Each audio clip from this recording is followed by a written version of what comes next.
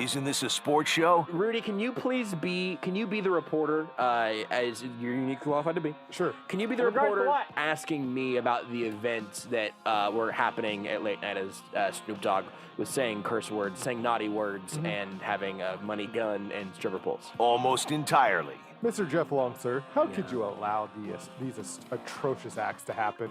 This is Almost Entirely Sports with Joshua Brisco. Atrocious. I'm going to need you to atrocious acts. What atrocious acts are you referring to? The children were scarred. Sir. In what regard? In what way? Excuse you. What's your name? What's your name? My name is Joshua Brisco with an E. Take the show with you by listening on the Sports Radio 810 mobile app at 810WHB.com or by searching for Almost Entirely Sports wherever you get your podcasts. I want your boss's business card. I'm going to make a phone call. I'm Jeff Bleepin' Long. I'm the athletic director at the University of Kansas. You will not question my judgment. You will do no such thing. You know where you're going to have to go? Miles away from here. You're going to have miles to go. On ESPN Plus, I'm Jeff Long. This is Almost Entirely Sports on Sports Radio 810 WHB. Happy Friday, and a joyous one it is. Yo, so many things to talk about. So many guests tonight. So much to work through on so many levels. Maybe we'll open Top Shot tonight. What if we call an audible right now and we start the show by opening Top Shot packs?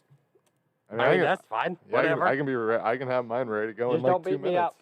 We'll do it at some point. We probably won't do that first here because there's just a lot of plates spinning right now, if I'm being honest. You know, it's just a lot of... SmackDown just started. You're distracted, And I'm distracted. I'm a huge wrestling fan. Everyone SmackDown knows guy. this. I love wrestling. Everybody's saying Chameleonaire might be there, and I know that's a big deal for you. Huge for me. Huge for me. Almost as huge as tonight's guest list. We'll have Brian Hanni, voice of the Jayhawks, on in about 20 minutes from now. That'll be nice. Talk to him about being down there for Big 12 Media Day, even though the Jayhawks ended up having to Zoom over because of a plane issue. But Brian was there for that, and obviously really both sides of the KU Athletics department, football and basketball. Some interesting things going on in terms of the basketball roster continuing to get more talented. The football side going through a rebuild at this point. So we'll talk to Brian about a bunch of that whenever we talk to him in about 20 minutes. And then at 8 tonight, we'll talk to our friend Jordan Foote, new deputy editor of Arrowhead Report, about a bunch of Chiefs things and really also a lot of other stuff because he knows a little bit about everything. And no Mick Schaefer tonight. He's out.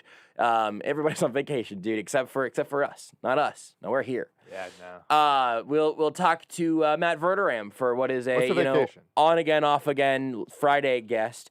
And I'm not going to answer his question because it would be too snarky. It looked like you were going to say something though, but your face was kind of blocked by the killer snowman on the console. So I was going to say I had two things. We're talking about like KU with the transfers. Kofi Coburn. Yes. Today he is not transferring to Kentucky, but staying in Illinois, which was big news for Illinois basketball. Yeah, and then really bums me out that he chooses to pronounce his name that way. Yeah. Then also I was going to say, does that make is Jordan now the little Chief boy? No, I don't think so. Okay. I'm just curious. No, it's a great question. Yeah. It's a great question. I don't think he is the little Chief boy. To be fair, Tucker has not in this scenario. I do not believe that Tucker has perished. No, I did write whenever I wrote a little story about Tucker leaving and Jordan coming in. Did you kill him off? I can't remember. I did write several nice things about Tucker's time at Arrowhead Report and then followed that up with the phrase, "But now he's dead to us." Yeah.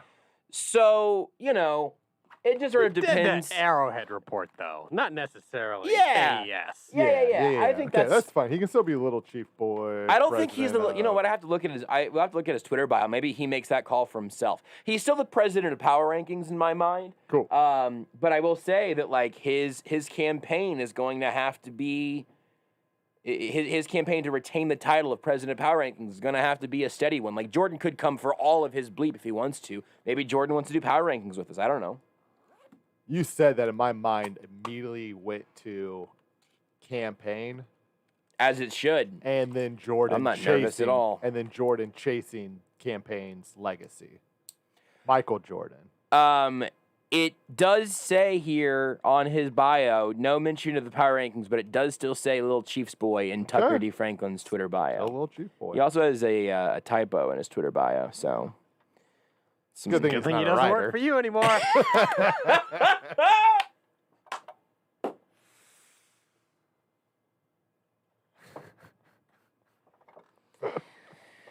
Let's talk about I got anything something- else. I got something for you. Sure.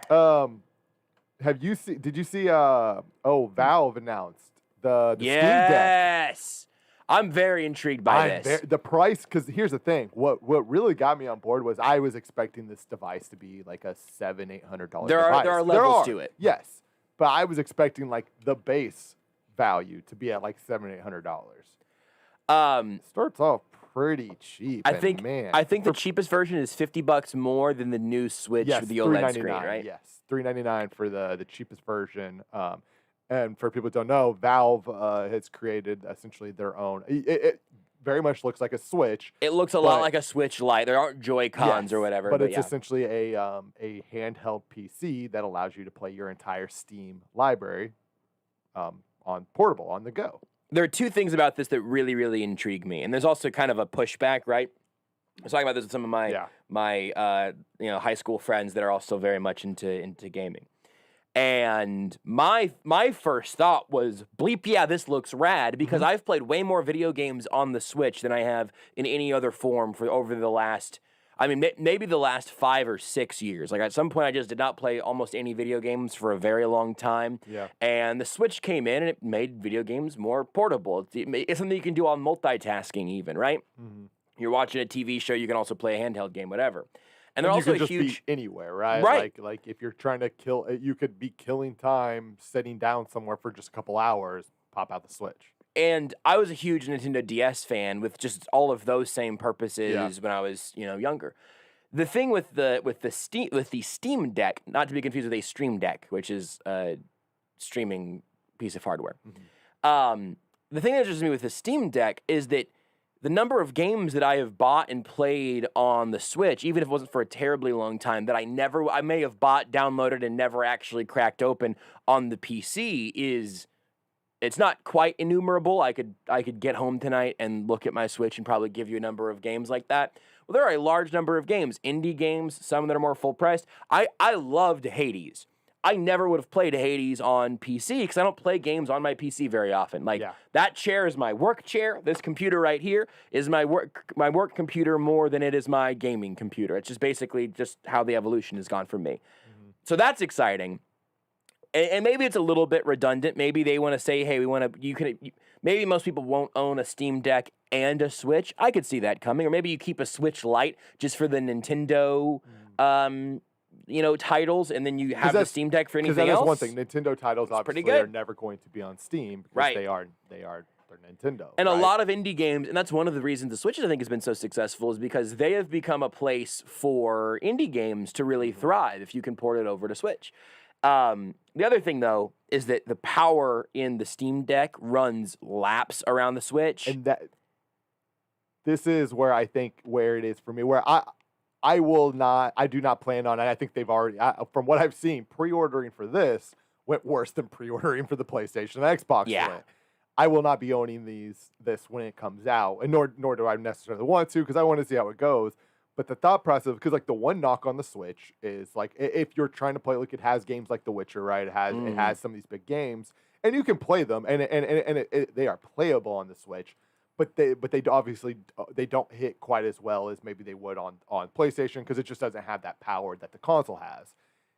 What intrigues me about this is I do have some games on Steam that are available on Switch, but I would never buy on Switch because I know I'm not getting the optimal version of it that I can now play potentially on the go, right? Like I could have and now come 2023. Maybe this is a moot point because the actual Switch Pro, the actual Switch 2.0, not version 1.5, right, might have that capability. So this is definitely a wait and see thing for me. But there is something about like being able to access your Steam library directly that is very intriguing. On the go. Yeah, Portable. that's very intriguing. But so to that point, something I saw on Reddit was someone was saying like, hey, maybe this is finally a little push on Nintendo, who just rolled out basically Switch 2 slightly bigger screen edition. Like that was basically their big reveal. And that could have had something to do with microchip shortages. That's all possible. But if this creates a little competition, their competition in the gaming world is good. Xbox and PlayStation have been fighting and growing together for, since the dawn of their first systems at this point. And I would be happy if this ends up kind of challenging the Switch in that way. And maybe it will and maybe it won't. I don't know. But I'm very intrigued by it, especially also like you can share Steam libraries. Yeah. I have access to my brother's Steam library, which is absurd. And there are a ton of games there that I'm never going to sit down and play. But if I can play, like there's just looping on one of these GIFs here, is Jedi Fallen Order. I have not sat down to play that on my computer. I've been replaying it. You've mentioned that, actually. Yeah, you're right. I've not played it. I'm not going to sit at my computer and play it. But if I could play it in mobile mode, sitting on the couch, watching a little Great British Baking Show on the TV, I might be inclined to do that. It's intriguing. Super intriguing. I remember the announcement came, and I honestly kind of just forgotten about it because there hadn't been a lot of news until all of a sudden, boom! It's here we go. We got a date, we got a price. Like we're ready with this. But I'm very interested to see just essentially how it runs when it does come out, and is the cheapest option even like a real viable option, right? Like because it may end up being where people are like, hey, I remember because. So I finished listening to all episodes of the Besties now. Wow. One of the last Bestie episodes of 2012 is they were talking about the Wii U. And when the Wii U came out... Of 2012? When the Wii U came out, their thing was they had two separate releases. You had the Wii U and the Wii U Deluxe Edition. Oh. One was $300, one was $350. But basically nobody wanted the Wii U because it was basically an unplayable piece of hardware. Because it only had like 8 gigabytes of storage and everything. And it just it didn't work, right? Everything about it was bad. And then you could buy the deluxe edition and get 4 times the storage, plus a free game, plus like an extra like controller or something. They just came with all this extra stuff for only $50 more. Yeah. And basically stores were just sold out of the deluxe edition. Ones. And literally nobody was willing to buy the regular edition because it was basically a pointless piece of garbage. And I'll be interested to see if is the $399 version, does that ultimately end up being that same thing, right? Like, it may be a situation where you have. I think the prices are for $530 and $650. Yeah, and so maybe it's a situation where you have to go to the $530 or $650, which changes things certainly a bit, right? Like I mean, you're talking about it's not the biggest price increase or anything, right? From the worst that middle to the best. The middle one seems like it's the most bang for your buck. Yeah, based off what I'm looking at here. I'll be very interested to see kind of how this all goes. But one thing I saw was funny. Greg Miller, who works for Kind of Funny Games, who actually is a Mizzou alum, who's from this area, was tweeting about this, like on how like everybody's been laughing at me for years, but I'm hurt by what you all did to the PS Vita. The PS Vita was ahead of its time. Yes, and it the was. Switch and this are proving it. And then he tweeted later, "All you think that I'm making a joke about the Vita, you are wrong. The Vita was the greatest thing I ever owned. Like the Vita died, so the Switch and the Steam Deck could live." It's true, and also, I mean, I still have a PS Vita, and I'll be honest, I have busted it out every now and then. Yeah. And honestly, it is great. It's like, great. It is a great piece of hardware. Still. And also, like PlayStation, Sony did the Vita wrong. Mention of the Wii U, literally, rightfully, I will say, made Beards laugh out loud. Yes. But if the Wii U, that screen controller double screen thing never happened. It was more of the fact that it was a 2012 podcast. Also fair. The Besties started in 2012, Beards. I've now listened to it. It's like 196 episodes of Besties. All the way through the archives. Went through all of them. Knocked them all out. Nerd! I mean, how many hours have you spent listening to the Wheel of Time? Yeah, Beards. Give me a guess.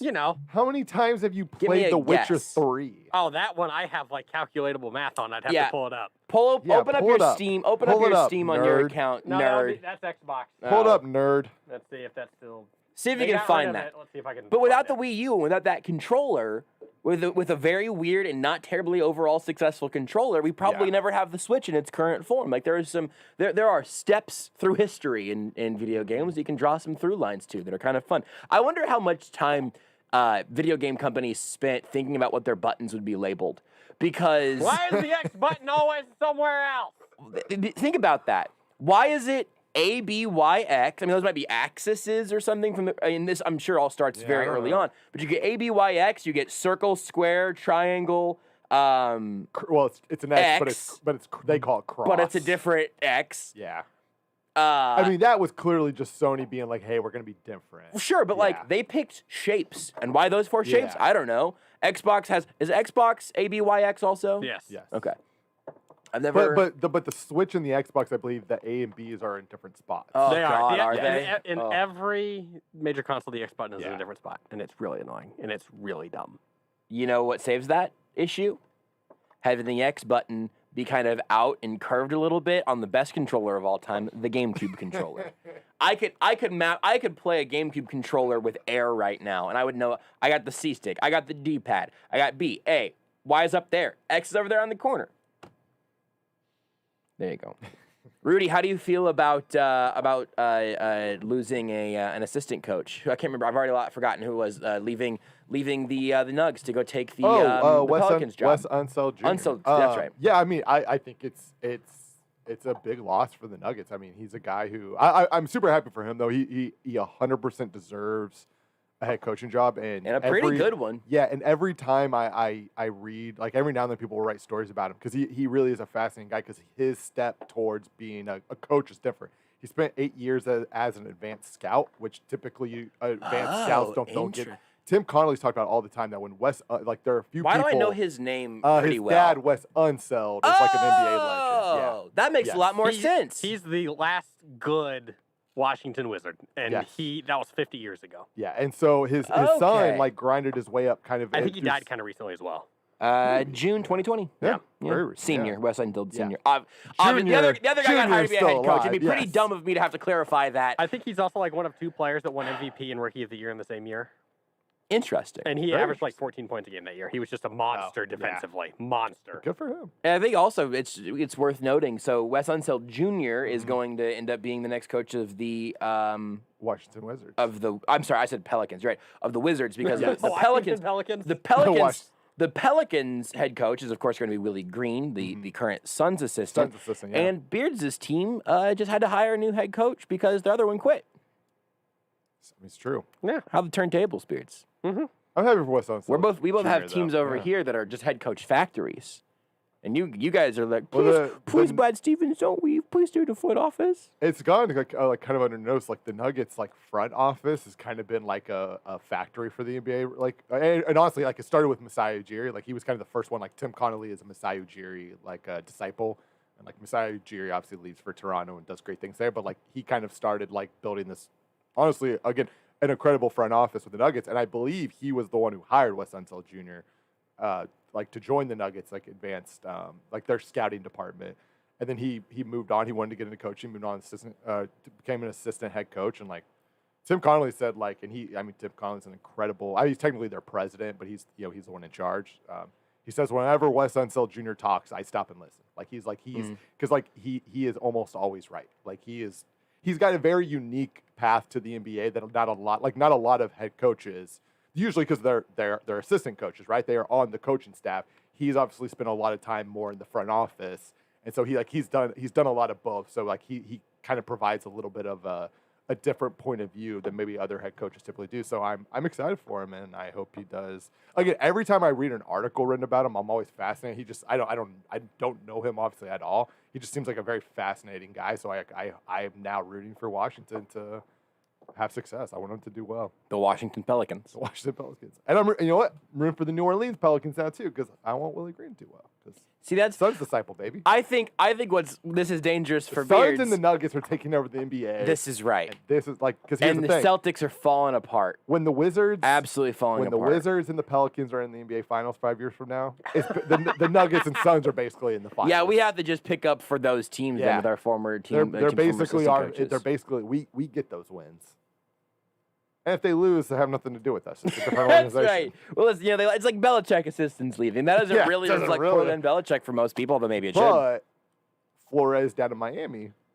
Belichick disciple. Belichick disciple, baby. Right there.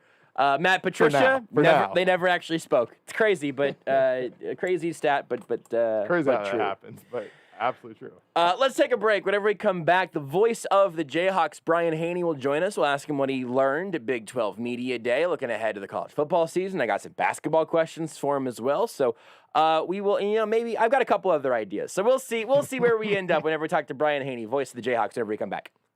Want more Almost Entirely Sports? Watch the show live on the Sports Radio 810 Facebook page.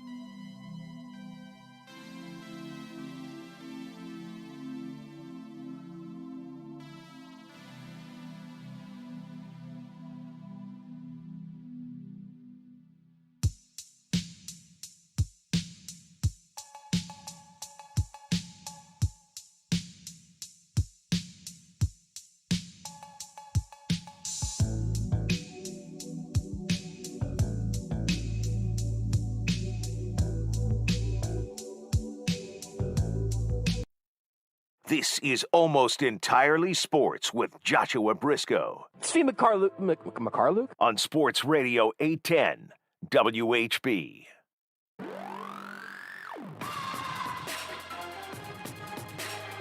I think we're going to talk a little bit of KU here, no matter what. Currently efforting to get Brian Hanni on the phone, a busy man who's been flying around to be at Media Day and, getting Getting some feedback, some opinions of Lance Leipold from other reporters and media outlets out there in Texas for Big 12 Media Day, and obviously the KU football season this year. Not all that far away, and pretty interesting to see where KU ends up exactly. No Brian right now, so we'll see if we can get in touch with him later today, and if not, we'll talk to him next week. That's, either Beards will tell you this just so you're aware on the front. If you hear back from Brian anytime this hour, we'll take him. But if we get to 8 and it doesn't work out, we'll give him a call next. He was supposed to be on with us yesterday, and in his flight, it's just been a whole bunch of shuffling around. Yeah. But we will. I feel pretty confident. Talk to Brian sometime pretty soon. The one thing that I figured we might talk about a little bit either way, and this is the farther away. To talk about the basketball will be the farther away thing.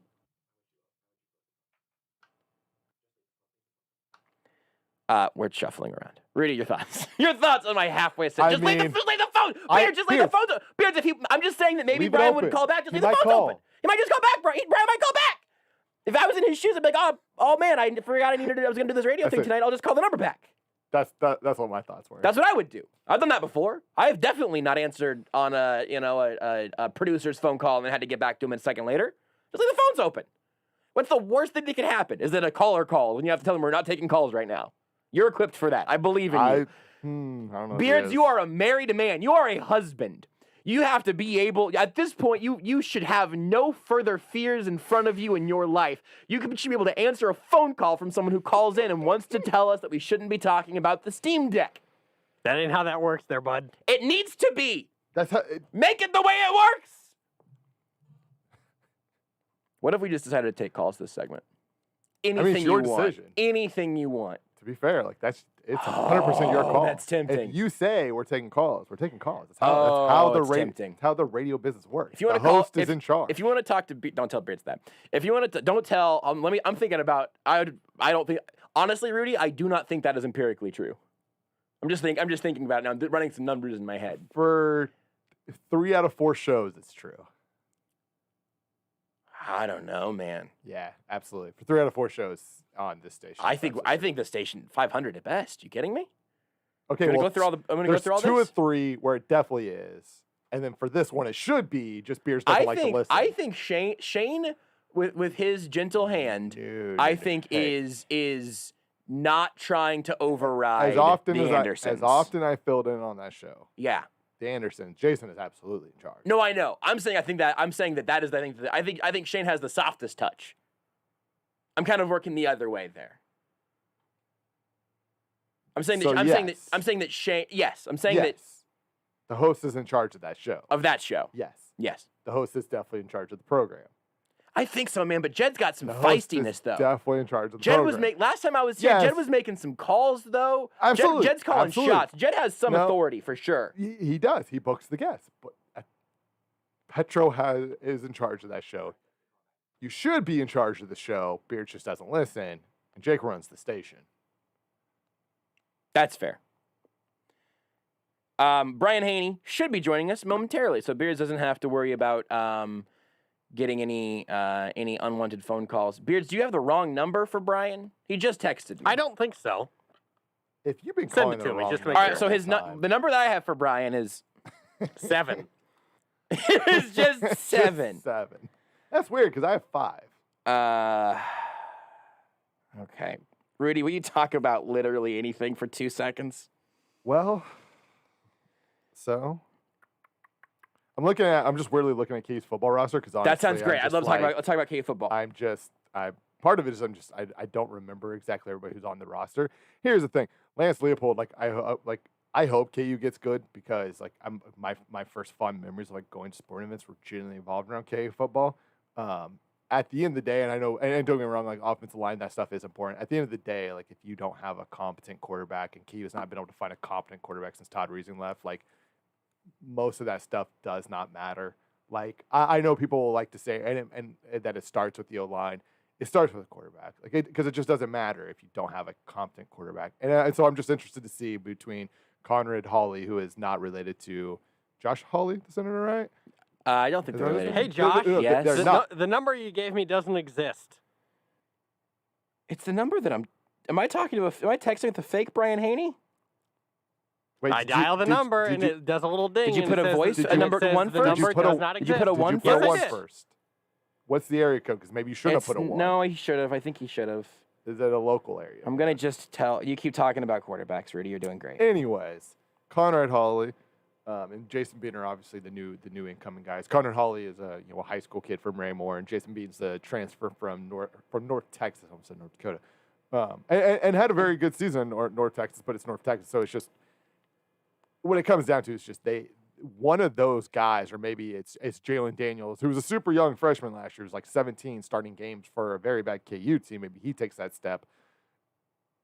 None of it's going to matter if they cannot find the quarterback position. They just have not found a competent quarterback since 2010, I believe was Reese's last year at Kansas.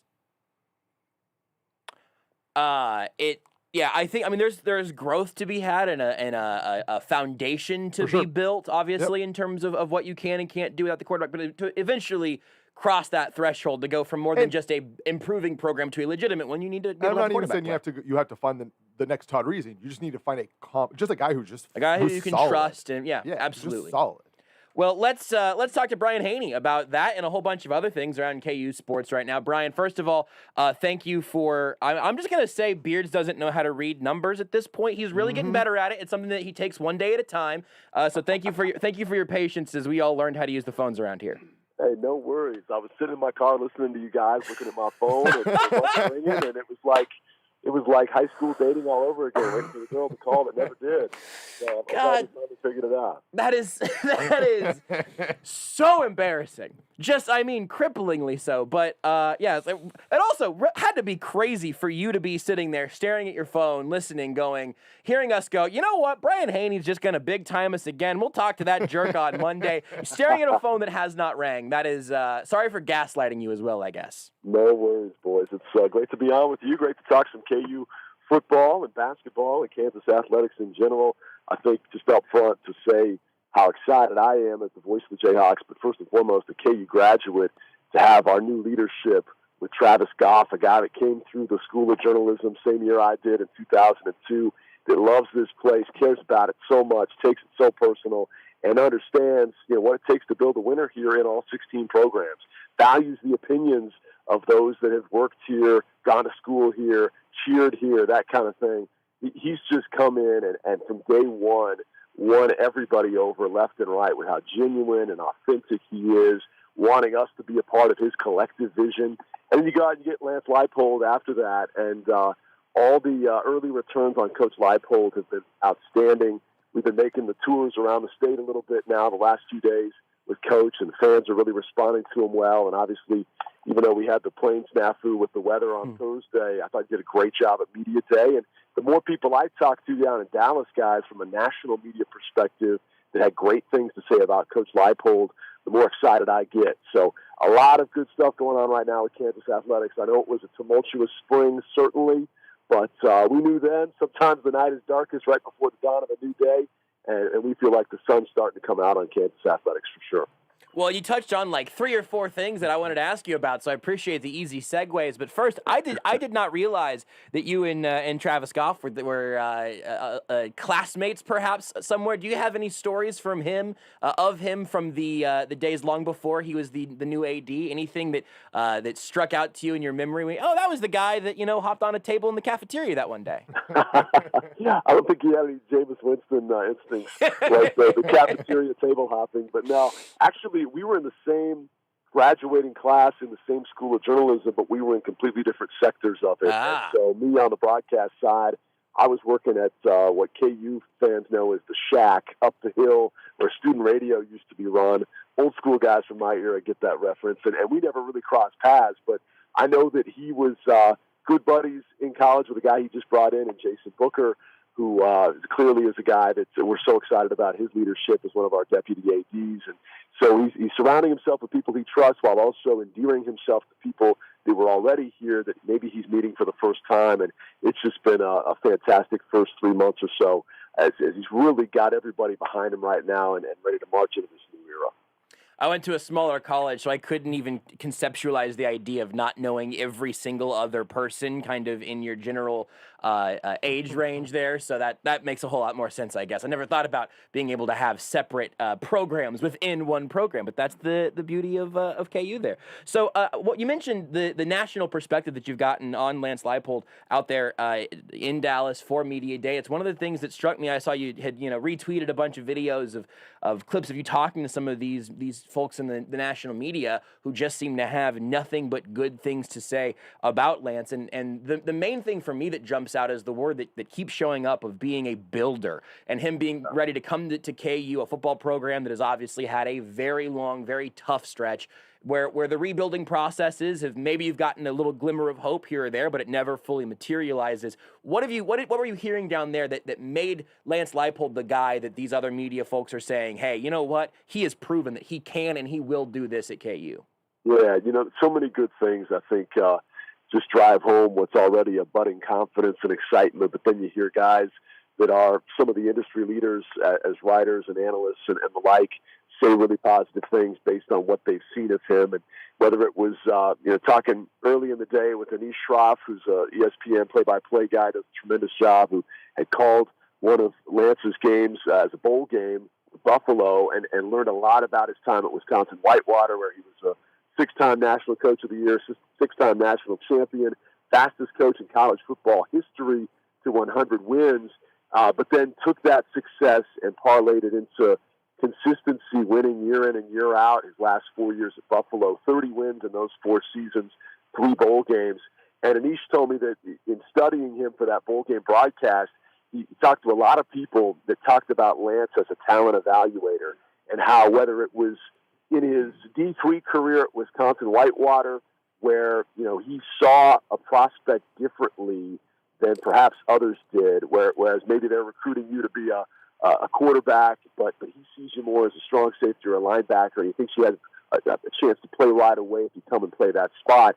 He would kind of see the prospects differently and wind up giving them a chance to live their best life at that position and play to their optimal potential at that position, which allowed him to get players that maybe were ticketed for other schools, but there weren't spots for them at that respective position. Same thing happened at Buffalo when you don't have a ton of resources necessarily and you're trying to work your way up the MAC, and yet his ability to find the diamonds in the rough, sometimes, put them on a different side of the field or in a different position group and really get their best potential out of them, was something that really resonated at all levels. And I thought that was great to hear. And then, you hear about continuity. That's a big word that he speaks to and preaches about, where he brought with him 5 of his assistants from Buffalo and 2 strength and conditioning coaches from Buffalo, while also having a good chunk of the existing Kansas staff stay to help with some of the continuity the last couple of seasons, but also bring in the coaches he trusts that he feels will bring long-term continuity, credibility, and consistency in those respective position groups, coaches' rooms. Because you look at these last 13 years, guys, and it's hard to believe. In some ways, it feels like forever since we were good at football. And in other ways, it feels like just yesterday that we were winning 20 games in a span of 2 years, back-to-back bowl seasons, a BCS bowl championship game with the Orange Bowl victory, and then obviously the 8-win season that followed with the Insight Bowl after that.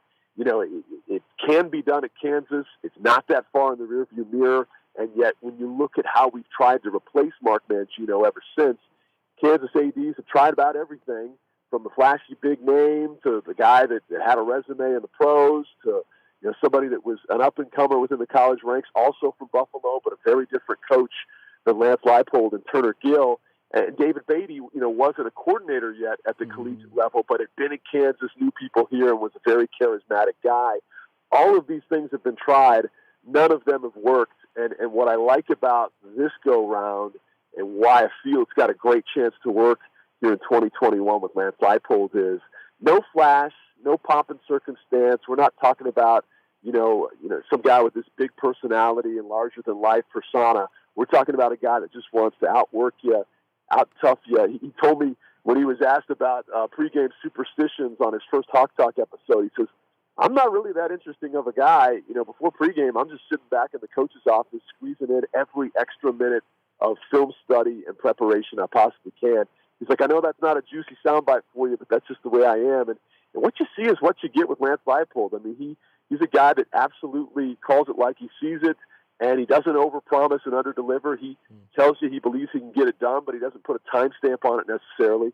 I think all these things are good for Kansas in light of where we've been and what hasn't worked to this point. And that's not to say some of the previous coaches haven't made nice contributions, but to build a long-term, consistent winner at the University of Kansas, I think you have to start with the continuity of the assistant coaches and the coordinators that he's talking about.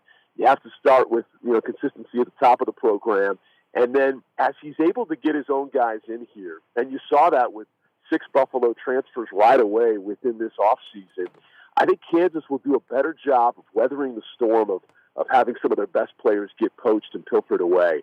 In this brave new world of college athletics where you can transfer without sitting out a year, and you see some of these big SEC schools coming in and handpicking players off lesser programs' rosters, that's kind of a scary thing when you're trying to work your way up from a lower rung on the ladder. But I think Lance Leipold is going to recruit the type of kid that wants to come to Kansas, stay at Kansas, and be a part of this thing to where we don't see guys leaving for Tennessee and Auburn and South Carolina like happened so initially. And even with those defections, and I think Kansas fans know who I'm talking about with Terry and Harris and Prunty, if you look at his overall retention rate of how many guys he actually was able to keep and retain at Kansas, it's pretty astounding the job he did, coming on as late as he did and winning over that many players, key guys in that locker room like Kenny Logan and the like. And so I think that as he has a chance to build those guys up, bring in his own guys, the Jayhawks will slowly and steadily start to make their climb. And with that type of consistency at the top and continuity across the entire locker room, I really think we could see Kansas eventually get back to being competitive in the Big 12 Conference and start to compete for bowl eligibility once again, because it wasn't too long ago when they were right in the thick of that. But obviously for Jayhawks fans that have seen some winless years, it feels like forever ago. Lance Leipold is here to fix that right here, right now. Partway through your answer, I had to turn my computer around to Rudy, and then I also have it here on my notepad. I had a line of Buffalo coaches and transfers, and you've also answered that one before I even had to ask it. Like, this is, I've never, to be honest, Brian, felt more useless in a conversation just because you have read my mind and then answered those questions out in advance. And we'll see if you can just go ahead and do it again, because I wanted to ask you about the 13th annual KU charity basketball game, the Rock Chalk Round Ball Classic. I think we talked to you ahead of this. Ahead of the 12th one, or maybe even the 11th. It's hard to say at this point, but great to see it continuing on here. Can you tell us a little bit about that coming up here in a few weeks? Well, thanks a lot for the platform to talk about that. And by the way, sorry I'm so verbose. I'm trying to make up for those 5 minutes where apparently I was standing you up. No.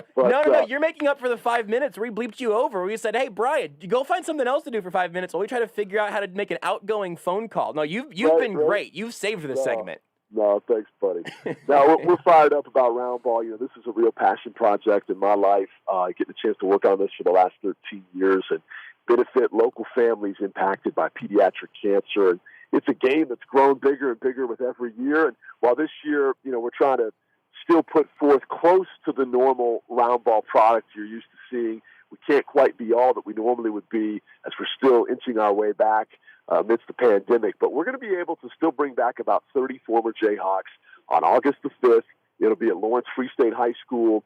Normal capacity is 1,500. We're going to be less than that, and we're probably going to wind up having some other restrictions that some fans may not want to hear about when it comes to mask wearing or no autographs and that kind of thing. But the truth of the matter is, guys, this is all about the kids. It's about the 3 beneficiary children we've selected that are all battling cancer so courageously, and they're immunocompromised amidst their pediatric cancer treatments, whether it's chemotherapy they're going through or other trial drugs. Like, their immune system is down, and so we're going to mask up in some instances for the sake of those kids, and we're probably not going to be able to do all that we would normally do with the post-game meet and greets and the player photos and all that, but it's still going to be big-time basketball talent coming back to Lawrence and putting on a show in a Harlem Globetrotters kind of style game where there's a whole lot of dunking, not much defense, but a lot of fun being had by all. So we got Devontae Graham of the Charlotte Hornets coming back. We got Sviatoslav Mikhailuk of the Oklahoma City Thunder coming back. We've got Ben McLemore of the LA Lakers. We don't have it confirmed yet, but Marcus Morris is going to try to be here as well. We're excited about that. That one is a TBD. But excited about that. And then a ton of guys from the 2008 National Championship team are going to be back. We've got guys even as far back as the Larry Brown era, like Ron Kellogg and Greg Dreiling and Calvin Thompson. And that's what's neat if you're a Kansas fan. You get to see the meshing together of Jayhawk generations and eras separated by 30 years in KU history. But for one night, they're teammates. And we had a year 5 years ago where Darnell Valentine, who played in the Ted Owens era, one of the all-time greats, was throwing an alley-oop dunk to Ben McLemore, who a year earlier was being drafted by the Sacramento Kings. Imagine any other scenario where you'd ever see a fantasy pairing like that of guys, separated by 30-plus years. But that's what Round Ball is all about, getting these guys back, helping them to use their platform to give back, and then for one night, helping these 3 pediatric cancer patients forget about chemo, forget about the daunting fight that they're up against, and be celebrated. Joshua, I hope we get you out to a game because you love it. What we do for the pregame starting lineups, we turn off the lights like they used to do at Old Chicago Arena back in the Bulls days. I know you watched The Last Dance, the documentary. You know what I'm talking about. Yep. And we play that Bulls serious music, spelled with a C, serious, and it builds on you. And it's da-na-na-na, da-na-na-na, da-na-na-na, da-na-na-na, and then all of a sudden there's a spotlight. Da, and then we get the PA announcer. And now the starting lineup for your Round Ball Classic. And then the kids come running through the tunnel instead of Michael Jordan. And we've got a line formed of all these former Jayhawk All-Americans forming the line, but they're not the stars, guys. The kids are the stars. And the PA guy continues, standing in at 2 feet 6 inches tall, a 4-year-old from Topeka, and the crowd just goes wild, and these kids get high fives from all these Jayhawk greats. And then at the end of the line, there's Bill Self bouncing a kid on his knee, and it's truly one of the coolest things you'll ever see, because no matter how much money we raise or who wins the game, it's in that moment these kids feel like rock stars, and cancer is the furthest thing from their minds. And so that's coming up here in 3 weeks. I appreciate the chance to talk about it. You can find out more about our cause and our beneficiary kids and the players that are coming back at roundballclassic.com. I know you got some Wildcats and Tigers listening tonight. Hey, this is one cause we can all get behind, regardless of affiliation, because we're trying to snuff out cancer and help kids in the midst of the fight. So check us out, roundballclassic.com. I don't even know why I doubted that you would have the URL ready to go. It's the other useless thing I did this segment was think, I'm going to make sure I get that URL out there on the way out, make sure we get people to roundballclassic.com. But the consummate professional, Brian Haney, does not need my measly assists here because you've got it covered. Brian, thank you very much for making the time for us tonight. I will really scold Beards during this break and make sure that never happens again, or we leave you hanging and give you some high school dance PTSD. And we'll talk again soon, either a little bit before, maybe sometime after the Round Ball Classic, and talk about a whole lot more about KU sports. I'll ask you one question, you'll answer the rest of them on your own. It'll be magical, beautiful radio. Hey, thanks, buddy. Tell Beards I'm going to get one of those phone numbers like the lawyers you see on the billboard. It's like 7 consecutive digits of the same number. I'll do that for next time, all right? 1-800-HANNI. Beards, can you memorize that? Lock that one in. That's the one for next time. Thank you, Brian. I really appreciate it. You guys have a good one. Voice of the Jayhawks, Brian Haney. Listen, we'll take a break. He hung up. He doesn't need to talk to you anymore, Beards. Beards, can I just real quick, a quick debrief before we take a break? What do you think happened? Well, you originally had the wrong number. I did have the wrong number originally. And then then you called him and just also had nothing. The second time I called him, I called the number. It instantly beeped and went, this number no longer exists. Now. No longer exists. Now. It's crazy. When he called us, yes, our phone didn't ring, which tells me. It's a phone thing, probably. No, it turned out the volume was down. So that means that there's something else. Never mind. I thought I had to unplug the phone and plug it back in to fix everything. But I don't definitely, know what the deal is now. I'm very open to the idea of you just blaming the phones. I don't really need you to personally take the. I'm gonna blame Beards. Regardless, thanks again to Brian for joining us, even through the idea that he had to sit there. That's true. He had to sit there and listen to us talk about how he wasn't answering the phone as he was sitting in the car waiting for us to call him. He was listening to us. But he was. I do appreciate that. The least you could do. He might still be. So Brian, thanks. Brian, thank you. The least you could do to repay him for suffering through that is to go to roundballclassic.com. I can hear the Bulls intro music in my head right now, And it's very cool. It's the best intro music. You can even see some of the beneficiaries over the years, and you can scroll down, look at a bunch of pictures there, and get more information, how you get involved, what you can do if you want to go be there for it in a few weeks. RockChalkRoundBallClassic.com. Let's take a break. Whenever we come back, something else. We'll see if how the phones work. We'll see if Beards makes any grand technological discoveries over the course of the break. We'll talk about that whenever we come back. At JB Brisco, at Beards McFly, at Not That Rudy, at Sports Radio 810. Just do it already.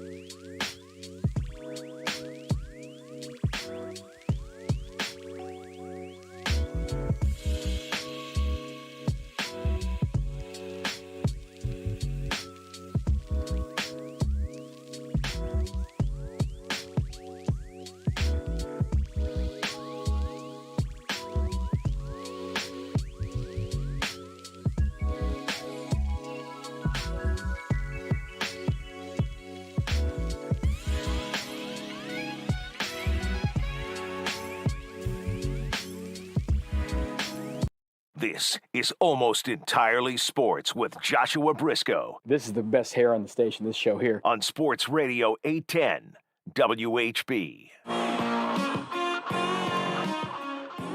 Thanks again to Brian Haney for joining us last segment. The one KU football thing that I was going to mention, with or without, our successful eventual connection, is a lot of the things that Brian touched on there, talking about Lance Leipold a little bit.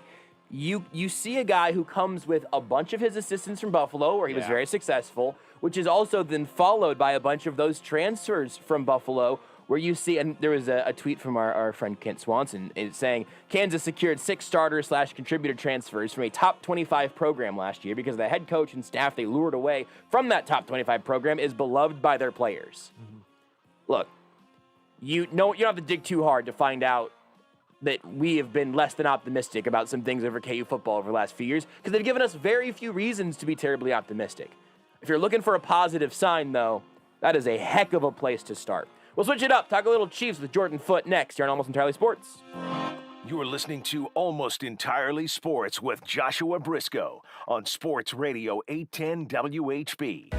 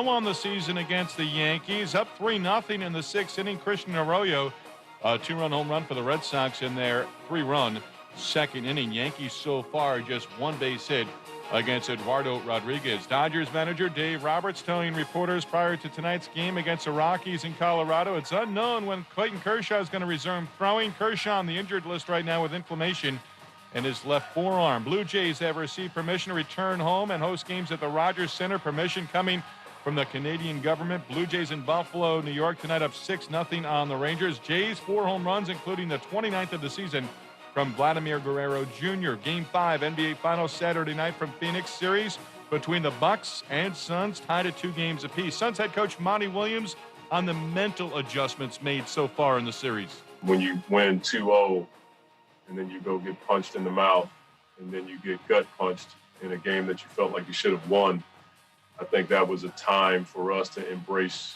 the difficulty of where we are, but not lose sight of the fact that we've earned the right to be where we are. And schematically, we both are making adjustments, but I think for us, that's the major adjustment, is understanding how hard this is and being okay with that. And the entire interview with Suns head coach Monty Williams on NBA Countdown Saturday night on ESPN Radio. Coverage for Game 5, 8 p.m. Eastern on ESPN Radio, ABC TV, and the ESPN app. Coming up on Monday, we'll have full reaction to Game 5 of the NBA Finals. Who is going to be one step closer to holding up the Larry O'Brien Trophy? Keyshawn, J. Will, and Zubin, Monday morning on ESPN Radio. This is Almost Entirely Sports with Joshua Brisco. I don't know if I like the narrative this is building about me. I don't think this is good for my hashtag brand. On Sports Radio 810 WHB.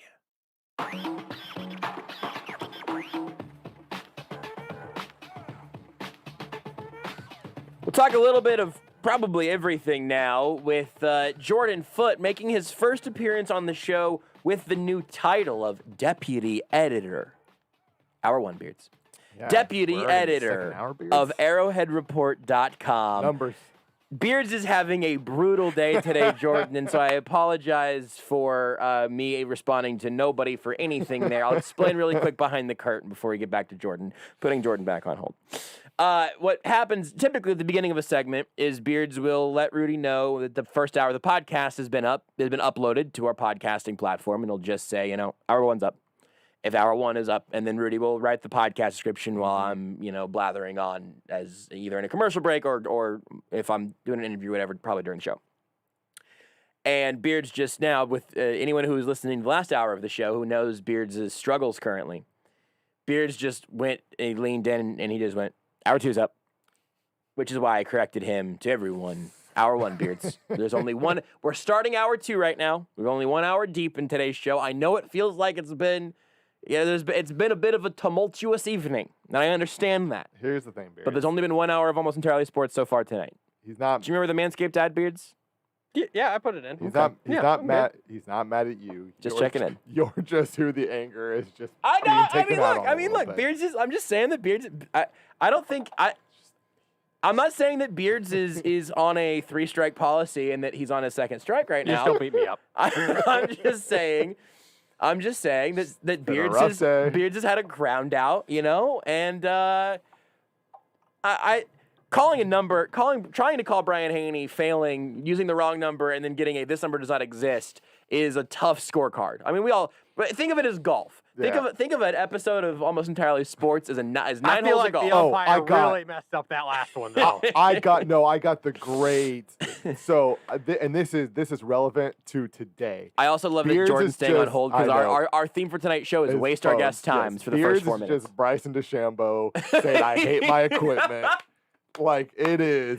He's going to get a phone call. Josh is over here just like, I had a good day driving. I love my equipment. That's right. I love well, my maybe driver, that's Brian, actually. Brian's the one who's driving good today and loves his equipment. That's true. Whereas Beards hates his equipment.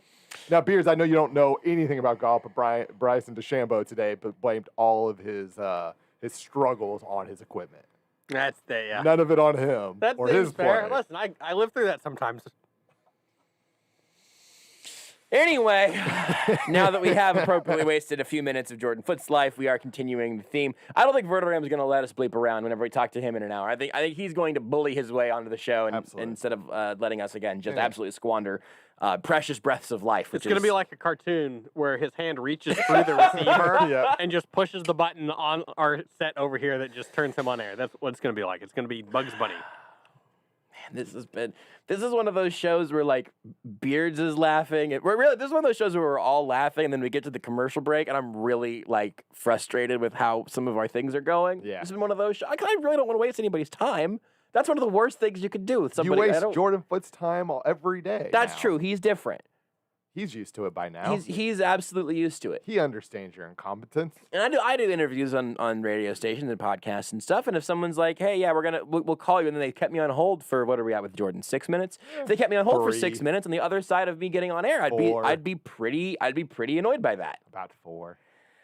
So without further ado, Jordan Foote, now the deputy editor of the beloved ArrowheadReport.com, also doing a whole bunch of things in a whole bunch of other places. You can follow him on Twitter at @FootNoted. There's an E in there because his last name is spelled that way, and it's a great Twitter handle. I can't remember who came up with it, but I do love it. Jordan, thank you for your patience as well. Sorry that you ended up in on one of the weirder episodes of AES that we've done in a little bit. Hey, that was like the best 4 minutes and 57-second hold I've ever had. Like, without the elevator music, I do have to add that I love my phone. It dials correctly. It works fantastically. I don't know if Beards can share that sentiment. I gave him some bleep when I got on. I said, "Hey, Beards, how many times did you have to dial my phone number, even though it's not, that out of area code?" And he said, "Well, I got it to work, so we're just that's good enough for me." And I feel for you, Beards. I really do, bud. One of the real treats here is that I think you just broke out a Beards impression that I wasn't expecting. That was, it was like he was in the room with us, although over the phone. I'm glad we have that. I'm glad we have that in our lives now, too. Well, weird show and weird starts notwithstanding. I want to talk to you about a whole variety of things, but first and foremost in my mind right now is how should I be feeling? Not about the Chiefs, not about training camp, not about Arrowhead Report, but about a 2-2 NBA Finals with a home set for the Suns coming up right now from their perspective, obviously. How should I be feeling? Because I got to tell you right now, I'm feeling a little worse than I want to be. Yeah, I picked the Suns in 6, and I guess that is still a possibility if I've been following along correctly. I haven't watched as much of the finals as I thought I was going to because I'm a huge NBA guy and there's stuff to do. But, man, Giannis has been fantastic. I mean, he's been great. Booker, he's coming off a fantastic game. CP3, man, he was bad in the last game. He wasn't just struggling. He wasn't looking a little old. Like, he looked very, very old. He looked bad. He looked out of place. He's had good games this season. He's had some good games finals, so I'm not too worried about that. It comes down to, man, is Drew Holiday, who's shooting Eric Bledsoe's shot. Yes. That's not from the Bucks. He's been rough. Not the guy they're paying for, at least on the offensive end. Middleton, like, he's either Michael Jordan or like Kyle Kuzma. There's no in between with him. So I think the Suns, man, they need to take their business. And like you said, obviously not feeling great. They still have a really good shot to pull off. We kept you on hold for 4 minutes. I'm putting you back on hold so Beards can call you back because your phone connection stinks. This show Good today job. is absolutely. Can we just blame Beards for this one? Absolutely. I know it's not his fault, but. Oh, hey, a little bit of breaking news. Sure. Royals signed their 9th round pick Parker Bates for $17,500. Slot value for that pick was $158,000, so they saved $141,000 on that. I think most of their class is signed now, right? Or a good chunk of it, at least. Not Not a most. handful of them, like the 2 high school kids from Kansas City, have not officially signed, but they have both said that they are going to Arizona on Wednesday. So they are not signed, but they have both said they will be in Arizona with the Royals on Wednesday. So it will be signed soon. Let's see if we can get Jordan back in. We'll see if this works, and if not, power through this time. But there. Thank you for indulging me on that, Jordan. I'm hopeful. I think right now, if you've made me pick, I'd say like I've got a 55-45 Suns Bucks sort of confidence level. Any hope in life right now? Delusions. It's mostly just the power of being delusional. That's fair. But I also wanted to talk to you about a couple Chiefs things. Also, Jordan, the new host of the Roughing the Kicker Chiefs podcast that you can listen to 3 days a week right now, just wherever you get your podcast. Just search for Roughing the Kicker. What right now, as we sit here in these darkest days of the offseason, what's keeping you interested at this point in a Chiefs storyline that, for whatever reason, has caught your eye in mid-July? I hate to say it, but probably Frank Clark, and it's a bad reason to be following along with what's going on. But there's just an element of the unknown in terms of, is he going to get suspended? The Chiefs can now get back the base salary, the guaranteed portion of his contract, so that's interesting. The avenue to cutting Frank Clark now is a lot easier than it was earlier in the offseason, and obviously it's not ideal that he gets arrested twice in the same offseason and is now facing stuff during the season that could result in the suspension. So that's interesting. Really, I think just second-year players or just young players in general, the Chiefs are going to have some competition this year, and that's always fun. So training camp being back in person will be cool, allowing fans to get out there. A team that obviously always going to be in that conversation when they have Patrick Mahomes, but like they're returning a lot of guys. They don't have a ton of overhaul on the roster, but like the cornerback spot is going to be interesting to watch unfold. The wideout spot is going to be interesting. So probably the top three, if I had to rank them, Frank Clark, cornerback, and then wide receiver, I think.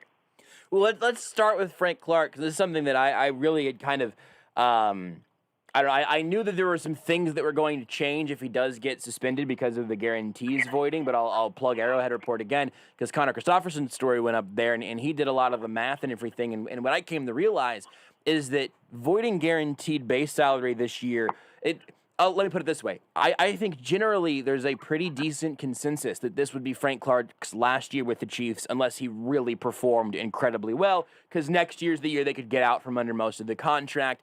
Still have to deal with the dead money from prorated bonuses and restructured money and all of that stuff. But next year was essentially going to be the year that seemed like a foregone conclusion if he didn't play, really, really well this season.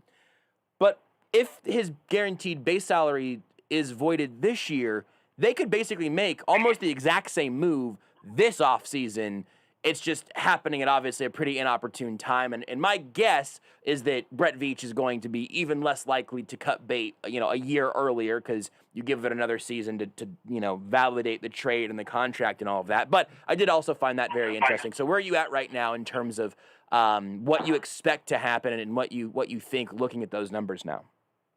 Yeah, I'm with you. I think that if they wait until next season, I think the prorated bonus for both 22 and 23 is like $6.8 million. So they'll be getting that in terms of dead money, and then they'll save like 19 and a half. I believe if he's a post-June 1st cut. I was messing around on over the cap, which I'd really be ashamed if I had to admit how much time I spend doing that, but it's really fun. So I don't know. I think it's unlikely that they're going to cut ties with him. The problem is they don't have ample replacements. Like the market isn't great. Melvin Ingram is 30 or over 30 years old. He's coming off an unproductive season. He's coming off some injuries. Justin Houston, that bridge has probably been burned, I'd say. Like, I don't think he's going to come back to the Chiefs. Olivier Vernon, no one has been talking about him this offseason. And then you look at the guys they have now. Mike Dana, not really going to do it for you. He's more of a base down run defender type guy that can set the edge, doesn't bring a ton against the pass. Taco Charlton, the guy that probably a later down guy. They don't have a 3-down option, and that's part of the reason Chris Jones is going to be playing on early downs on the edge. They just don't have a ton of talent there, and the talent they do have, like a Joshua Kando, isn't ready to go yet. So it's a tough situation because you're obviously overpaying Frank Clark, and Twitter has been going crazy about that conversation over the past couple of weeks. I'm sure the Chiefs cut him. Is he overpaid? would they win the Super Bowl without him, all that stuff. But the fact remains, he's a decent player. He's good when he's healthy. The health is a major question mark.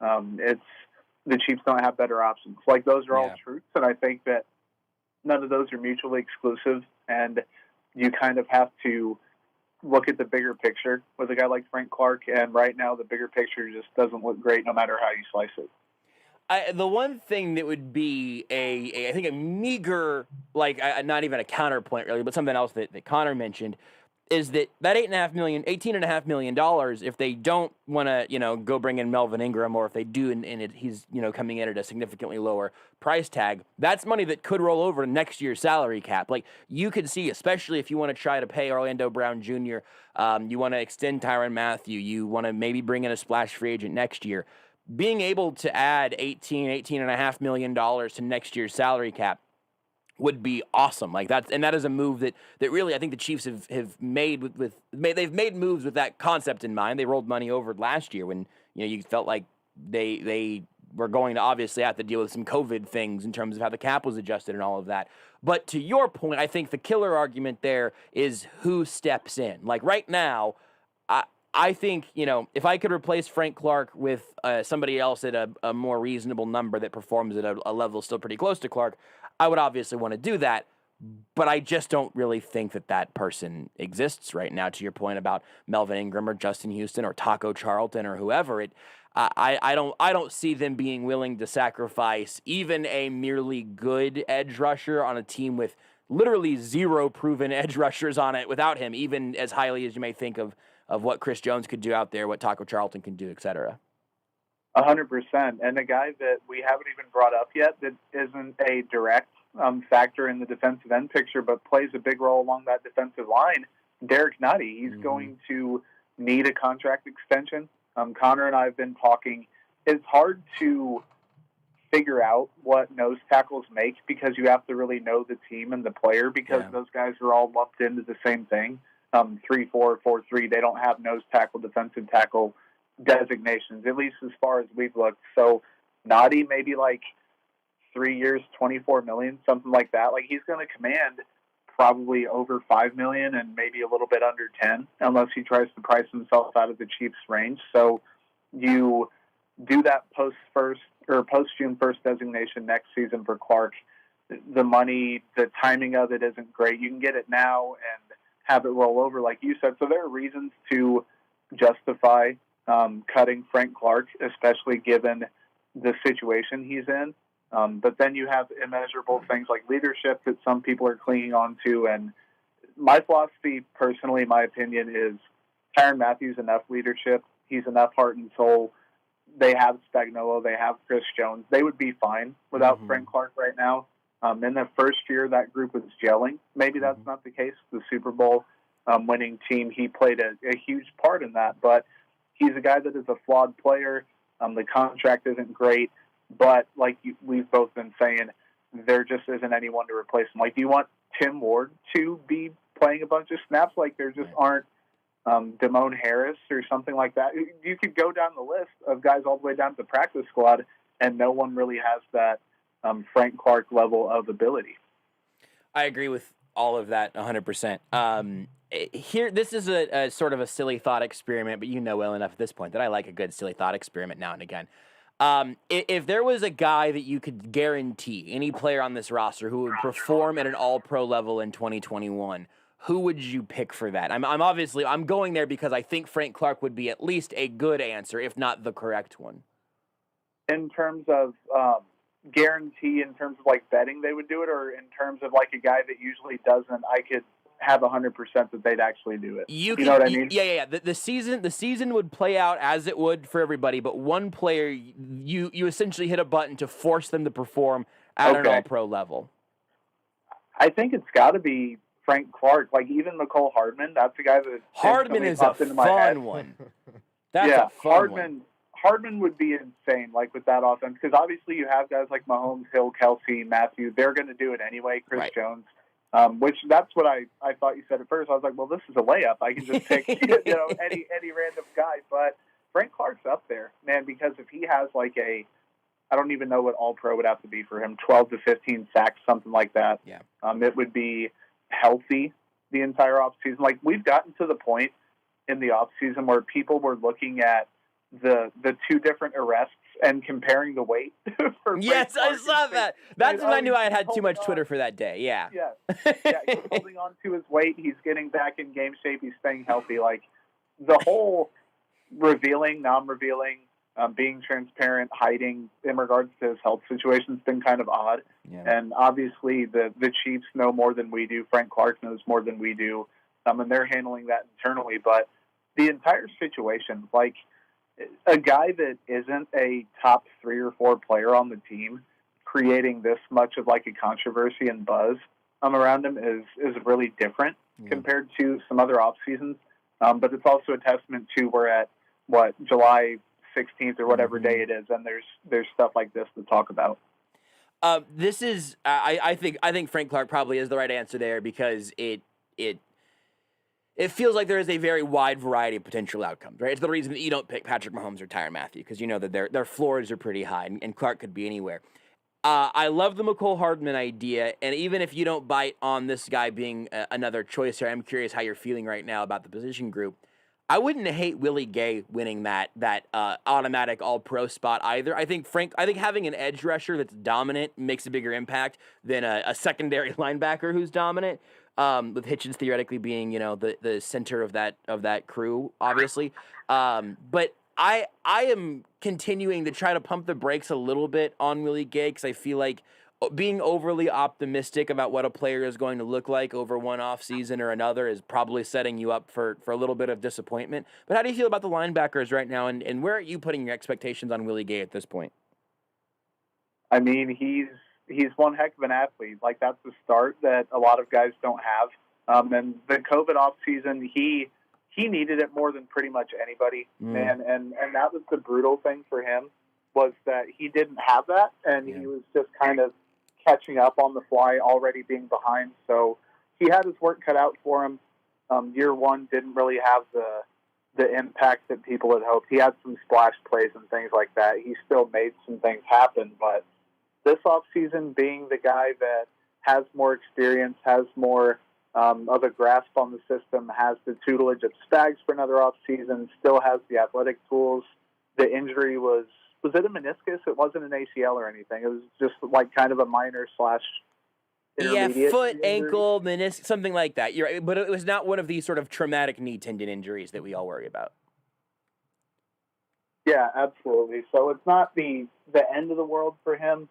I mean, in the Spags defense, with the thing that caught me off guard, and this kind of ties to Willie Gay directly, they were talking about Nick Bolton as like the will linebacker, and I just didn't really. That brought me back to Willie Gay's first year with the Chiefs, and Nick Bolton not being the most athletic guy. It's going to be interesting to see how they get those moving pieces working in regards to who's the dime linebacker going to be. Is it going to be Neiman again? What's Willie Gay's feature going to be in that Buffalo sub package? Like, is he going to take that Damian Wilson role? I think he will. I think his snaps are going to increase. I think his role's going to increase. He's going to understand the system. Now, is he going to turn into prime Derek Johnson overnight? That's not going to happen. Oh, no. Okay, sorry. I don't think that's going to happen. But with that said, I think he's going to look more comfortable out there. And even we saw it with Anthony Hitchens, the guy that was however many year veteran before he became a Chief. It took him a full year to get comfortable in that system. He looked like a totally different player last year. So I feel pretty good about the linebacker position group for them, especially with an intelligent guy like Bolton. He's going to step in and be ahead of where Gay was last year, and then Willie Gay will be more comfortable, I think. You mentioned the receivers a little bit earlier. This is something that you wrote about today up on Arrowhead Report. If people want to get a little more on it, and you guys have talked about it some on Roughing the Kicker. Why do you think the Chiefs should most likely just steer clear of N'Keal Harry? Man, I liked him a lot coming out of Arizona State, and it was more because of his profile. He was a guy that was overpowering. He's 6'4", 225. I mean, he ran like a 4.53 40. Like, I wasn't worried about his speed, and that still isn't a huge problem, but he just hasn't panned out. Like, he can't beat press. Part of it's because of, the offense wasn't suited for his needs. And then they had Cam Newton, who's obviously not a vertical passer. So he needs a team that will give him the opportunity to be himself. Like, think Seattle and DK Metcalf, except like a much lesser degree, because he's obviously not DK Metcalf. But like red zone targets, throwing the ball down the field to him, contested stuff. And there's this misconception with Chiefs fans, Chiefs Twitter, stuff like that, that they need like a big-bodied possession jump ball type receiver, and that they would add that dynamic to the offense. And my thing is, like, if you're not a scheme fit, you're not going to bring that to the scheme. You have to be able to fit what it already has. You know what I mean? Yeah. So the Chiefs they're not going to bring in a guy like N'Keal Harry and suddenly start chucking him the ball down the field and Mahomes throwing bleep-it balls down to him, stuff like that. And also, who's he going to take snaps from? It's not going to be McCole Hardman. It's not going to be Demarcus Robinson. It's probably going to be partially Byron Pringle. Like, Cornell Powell is the guy that I think we're both fairly high on. He could play somewhat of a role this season and then eventually be that X wideout maybe next year. So the Chiefs need someone who, if they were to bring in a wide receiver too, which Harry is not, it would have to be a proven commodity. And Harry needs a team that will give him not only the system that fits him, but also the opportunity. And I don't think the Chiefs will really give him either of those. I agree. I think that last point is the key one, where it's not that he wouldn't be an interesting flyer somewhere in football, but specifically in Kansas City. The question of who does he take those snaps from? Because think about what I think are probably, I don't know if we have this at front of mind or not, but if you were going to say, all right, what are the two things that really impact, in very broad categories, that impact playing time on the Chiefs roster from their receiver group?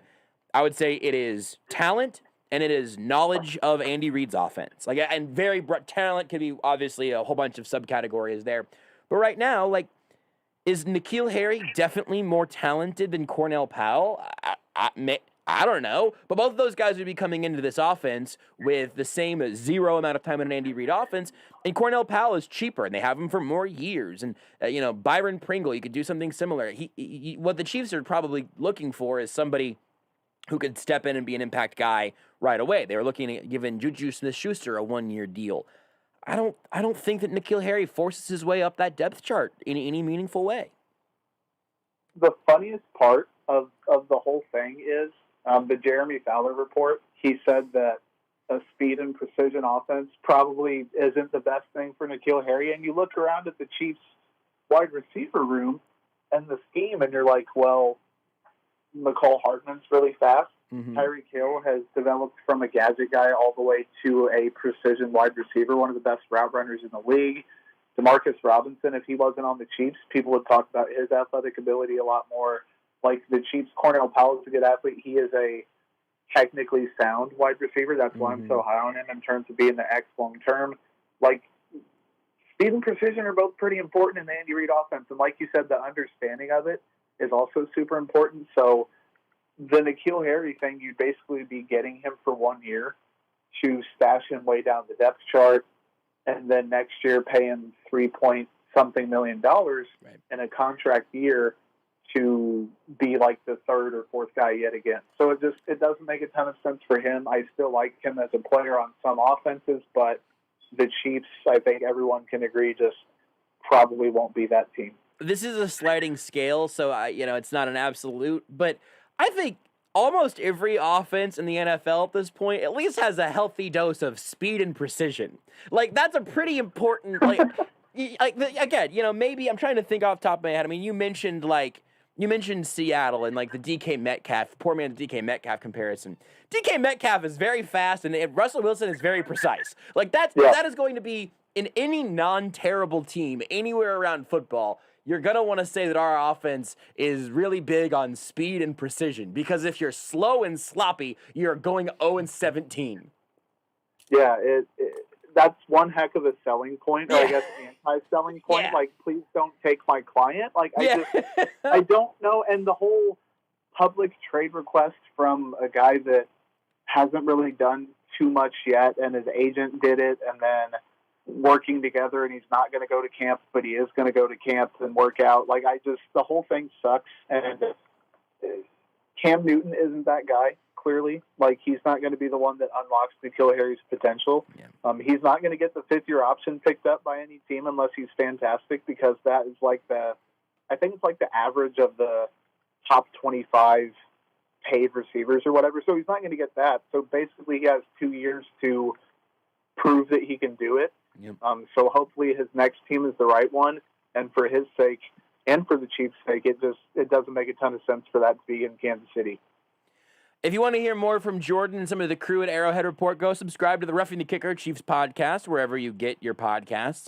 I opened up my podcast app so I could rattle off what you guys have done the last few shows, and I see now that my podcast app says 1,000 episodes, so clearly it's over 1,000 episodes now. Mm-hmm. But like that was a machine. I set that up freshman year of college, so it's been long enough to get to 1,000, but that was a striking number. That's clearly well past that, I'm sure now. But if you want to hear the latest mailbag episode, that one went up today. They had an interesting conversation about versatility with the Chiefs. You and Sam Hayes talked about that. Threats to the Chiefs in the AFC, all sorts of stuff. If you want to go check out Roughing the Kicker, you can follow him on Twitter at Footnoted, and of course, check out arrowheadreport.com. Jordan, thank you as always. If you get the urge to send me any sort of soothing texts about how the Suns totally aren't going to blow this, I would really appreciate it. Okay, and I'll send Beards a very soothing text about calling phone numbers, I guess, and I just don't know. He's just having a rough night. Yeah, listen, you're a good friend, but you're not a therapist and you're not a miracle worker. So don't stress out too hard about fixing either me or Beards. Talk to you later. Yep, thanks a lot. Follow him on Twitter, at Footnoted. There's an E in the middle. Foot E Noted, because last name's Foot. You guys get it. Follow him on Twitter. Check out arrowheadreport.com. Go subscribe to Roughing the Kicker. He's doing a great job over there, taking those reins from that other guy. I can't. You were just the name Alex is fuzzy. Smith, so Jordan Foote could be the Patrick Wow. Mahomes. No, what it was. No, Tucker was Alex Smith. Tucker is Alex you Smith. Brody Croyle? I was, pretty David much. Heward? Pretty much. Well, I would say Damon Heward's too good. David Heward never won a game. Or sorry, Brady Croyle. Brody Croyle never won a game. I don't think I can be Brady Croyle. Maybe the Tyler Thigpen just ahead of your time. No, you know what I am? Is I'm Matt Castle. Yeah. I'm Matt Castle. Yeah. In this, because I think we started that show with Matt Castle as the quarterback of the Chiefs. You're Matt Castle. Well, you have Patrick Mahomes now, and it's Jordan, so you can go listen to the show while he's hosting. Hey, you made a lot of money. So and the comparison comes to a screeching halt right there. Did you know you can listen to Almost Entirely Sports anywhere, anytime? Well, you can. Just search for Almost Entirely Sports wherever you get your podcast.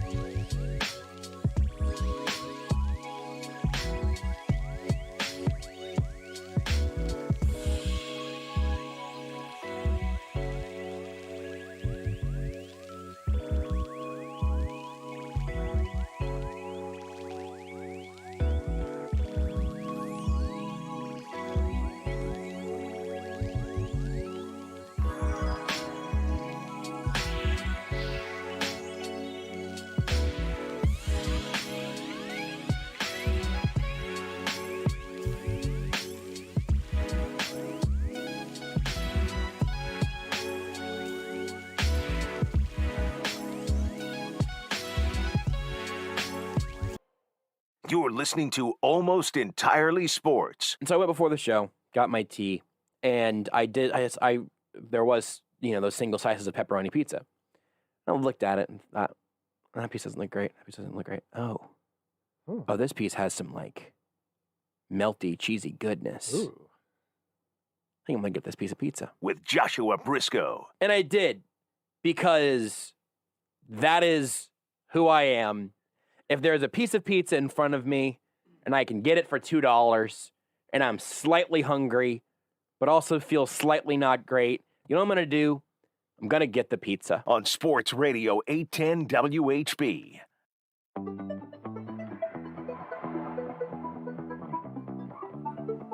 How many alarms do you guys usually set in the mornings? If you've got to be somewhere, at 9, let's say. If it was at 9, I'd only set one because I know I'm not oversleeping that late. If it was if I have to wake up before 6, I'm setting 5. If it's after 6, let's just say I'll if it's a wake up. time before you usually wake up, so Then, it's available to everybody. Then I'm setting 5, every 5 minutes. Oh, you're doing it, but so I'm doing 6. So say if I have to for me, let's say I have to be up at 5 a.m. It's just I have to be up at 5. Alarm is set at 5, 5:05, 5:10, 5:15, 5:20. Honestly, I might do 5:25, 5:30 as well. Just every 5 minutes up till 5:30. About 30-minute span. So here's my issue is I'm not I don't get up super easy in the morning. I'm not like a nightmare, it is what it is. Mm-hmm. But I don't have to get up super early very often just because of the nature of the show and everything. My body at this point is just used to it now. You're used to it, right? If I don't set an alarm, I'm usually up by 7. Jeremy on Facebook says he sets 8. 8 alarms? Yeah. So that's got to be every 15 minminutes for 2 hours, right? Or maybe less than that. Maybe it's every 5 minutes. I know people who will do it every 2 to 3 minutes. So a friend of this show, Tom Martin, I've seen him tweet out this photo when he leaves for PGA stuff, where it's literally every 2 minutes. 5:05, the thing 5:10. It's not even that. It's 5, 5:02, 5:04. You can't do random numbers. The thing that drives me, not drives me crazy or anything, but I find wild are the people who name the alarms hey, wake up. Gotta wake up now. Yeah. Really bleepy need to wake up now. The only one I will name 2. One of them is I set 4, and they're 2 on my iPod and 2 on my phone, just because I've had issues. 100%. With one not going off.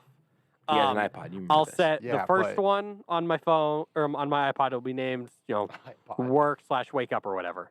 Why are you naming them? There's just so that because I've got several, so that way I know which one I'm hitting. But don't you just do it by time though? Yeah, just. Anyway, and then the last one is just, Capitals wake up, and that's the one where it's a very loud, very annoying alarm. Now, there's something to that. Yeah, for sure. Auditory cues of so what I've done. But why do you need to name it? Really need to wake up now when the alarm is saying, "Hey, dude, get up." Right. That would be my argument. Now, every alarm I set, and I'm with Beard, is the super loud, annoying I can't do it that way. That's all my alarms because I want to make sure I wake up. The issue is this is one of those things that changes very much whenever you're living with somebody. This has changed the game for me. And also another issue. Renee's alarms I hear every time, and it vibrates on the table. But she doesn't hear it until it's been buzzing for a minute. Mm-hmm. And I don't mean a while. I mean 60 seconds. You got to wake her up.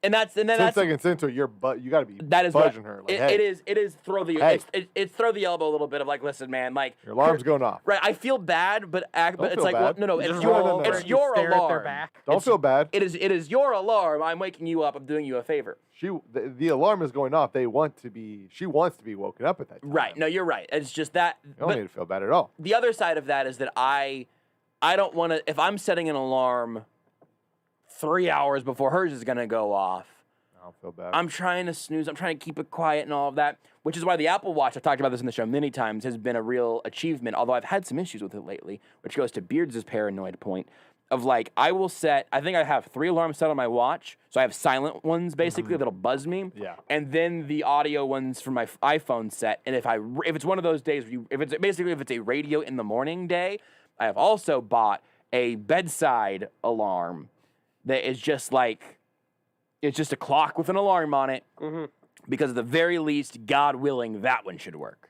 I've only ever set my I set multiple alarms on the same device, but fortunately, and I guess knock on wood, to this date have never had the problem of one of my alarms not going off on my phone. I can say 100% of my alarms have went off on my phone. The only other element there is that I think at some point, especially with my watch one not really working, is I'm wondering if there have been times when I've just been so tired that I just like slap. Because if you slap the face of an an Apple Watch, it will stop whatever audio there is. It'll turn the screen off. Mm-hmm. And so I wonder if I just kind of or if I hit it with my face or something, and it just, because sometimes I'll turn it on after my phone alarm has gone off, and it will be there as if it's been snoozing or whatever. Yeah. And that's not how I had set it up. So that's always terrifying. Have the thing, when I was, for example, when I was doing the Border Patrol, I would set my alarm, I believe, for 4:45. By the second week, I was waking up at 4:40 every day. I'm generally the person also, I will wake up 5 to 10 minutes, frequently 5 to 10 minutes before I set my alarm for. Yeah. And so I'm not getting up. I'm still laying there, generally with my eyes closed, but I won't fall back asleep. Oh, that is a dangerous game. Well, man. I still have my alarm is still set. Then, but as long as your alarm is still coming back around, I'm not turning my alarm off, but that is I don't want to get out of bed, so I'm laying here just waiting for the alarm to go off to tell me I now need to get out of bed. But I've never had the problem. If I go back to at least in my adult life, right? If I go back to high school, college, I've overslept stuff. I absolutely overslept a basketball practice in the morning once and had run sprints throughout the hallways before school for a week. That was annoying. That seems normal. That seems like a normal, reasonable thing to do to a high schooler. Yeah, well, it was a voluntary practice, too, which is the great part. I missed a voluntary practice the day after, on January 1st. Oh, God! Yeah, it was great. What a miserable practice that must have been. I was thrilled about that. Was your high school basketball coach Urban Meyer? No, we ran a lot, though, but that was our basketball style. We pressed all game long. Our offense, I assume you've never seen the movie Coach Carter, right? No, that's one with Kyrie, right? No, that's what is Uncle that one? Drew. Coach Carter is Samuel L. Jackson. Adjective male name. There's a scene in that movie where they're where the first game comes. We're Coach, what are we gonna do on offense? Because they haven't learned offense yet. What'd you do in practice? We ran. So that's what you're gonna do in offense. That's what we were. If we weren't getting shots up within 5 seconds, something was going wrong, baby. Because we were a fast. Our main offense was the fast break. Our secondary offense was a secondary fast break. And our third offense was a half-court offense that was designed to get shots up quickly. And our defense was run and jump press all day long. And you know who the run and jump guy was? So my job was, dude forces guy to the sideline. I sprint across the court, jump. He passes over. I then sprint all the way back across the court to jump and try to cause a bad pass. That somebody still. So I did a lot. I did do a lot of running. Was that guy? Good shape back then. Was that guy you? Yeah, that guy was me. Oh, okay. I was in very good shape back then. It wasn't clear. You left that as an open sort of rhetorical question. Now, if I tried to run across a basketball court once and jump, I don't think when I hit that ground, I don't think I'm getting up. All right, last question. Then we're gonna take a break, and then we'll come back into the NBA thing next segment, Beards. If right now I said I will give you. I'm trying to put the number at a place that you're really pushing, but not at it where it's insane. I'll give you $1,000 for every time you go down and back on a basketball court right now. How many times? But I'm gonna say if you barf whatever, but you got to keep moving. When you stop, it's over. Oh wow! How many times do you? How much money are you making right now in your current physical shape? Oh, I could do down and back quite a bit. I mean, I would feel like You're dead. going to die at the end of it. But I would. How many times do you feel like you can? And if you undercut that, if you cannot reach the number that you promised at the beginning, you get none of the money.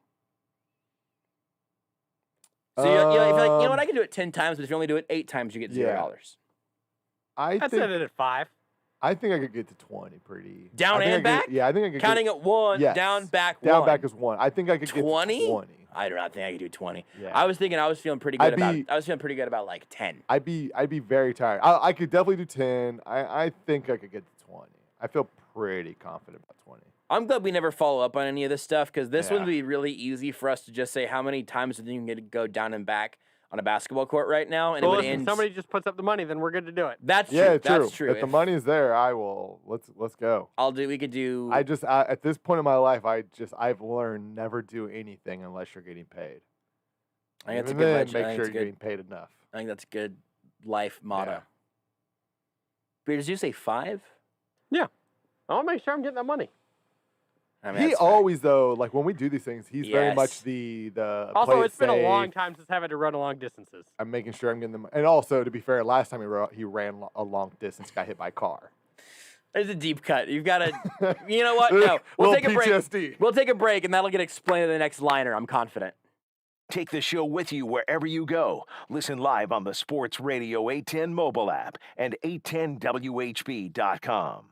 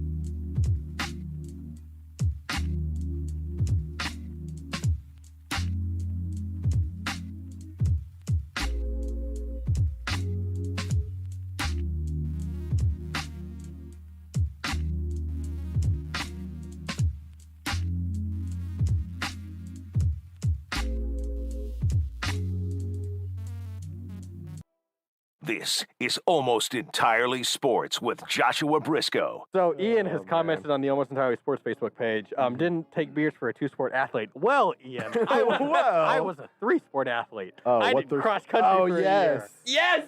And then what happened, Beards? I got hit by a car. On Sports Radio 810 WHB.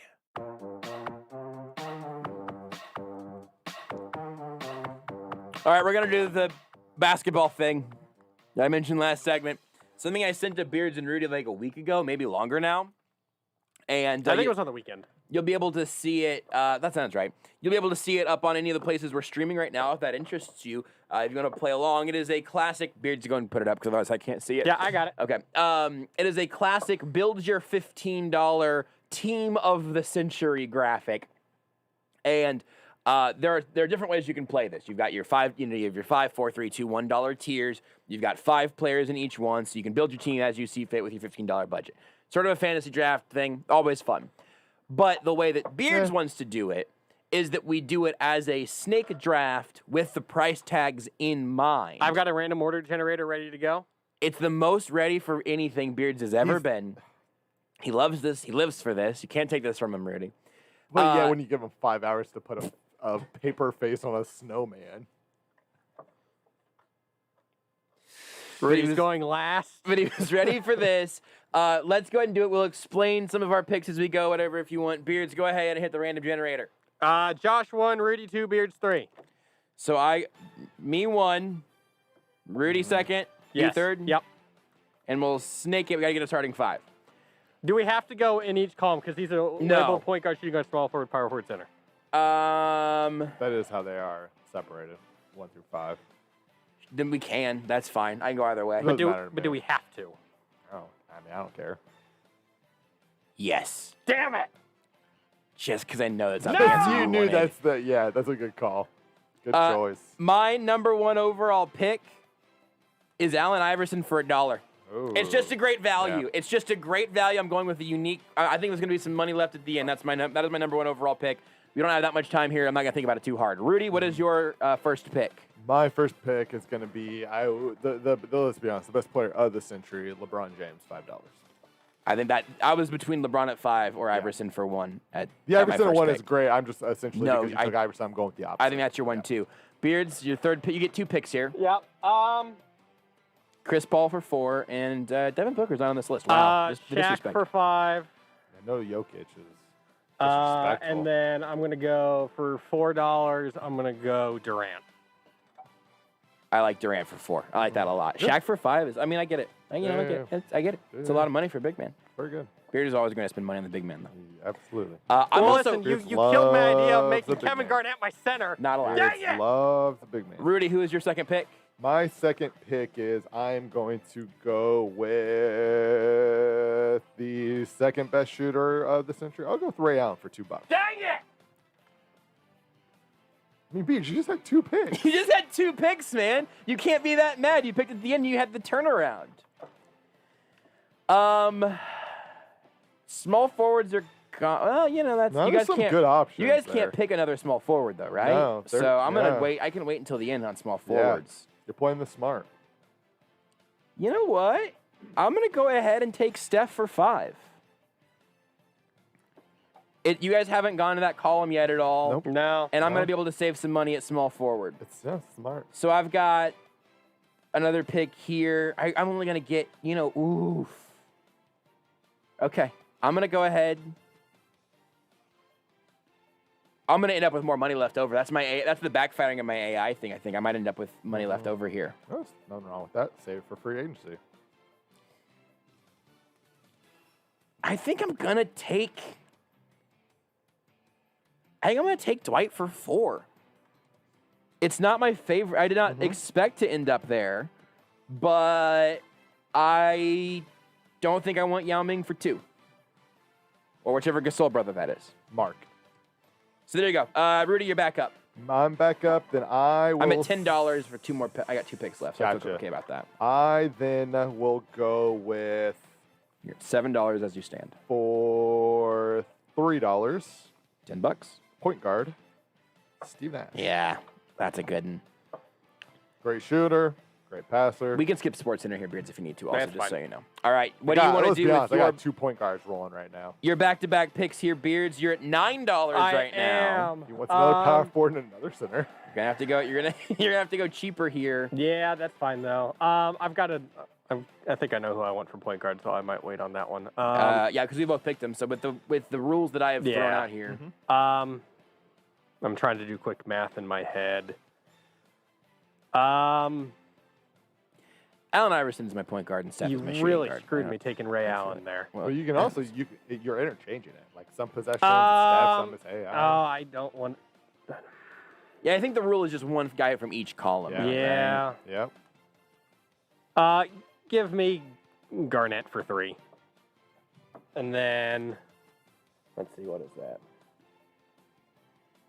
It's hard for me to say what that is without being able to see your screen. You're at, you've got 2 positions to fill still.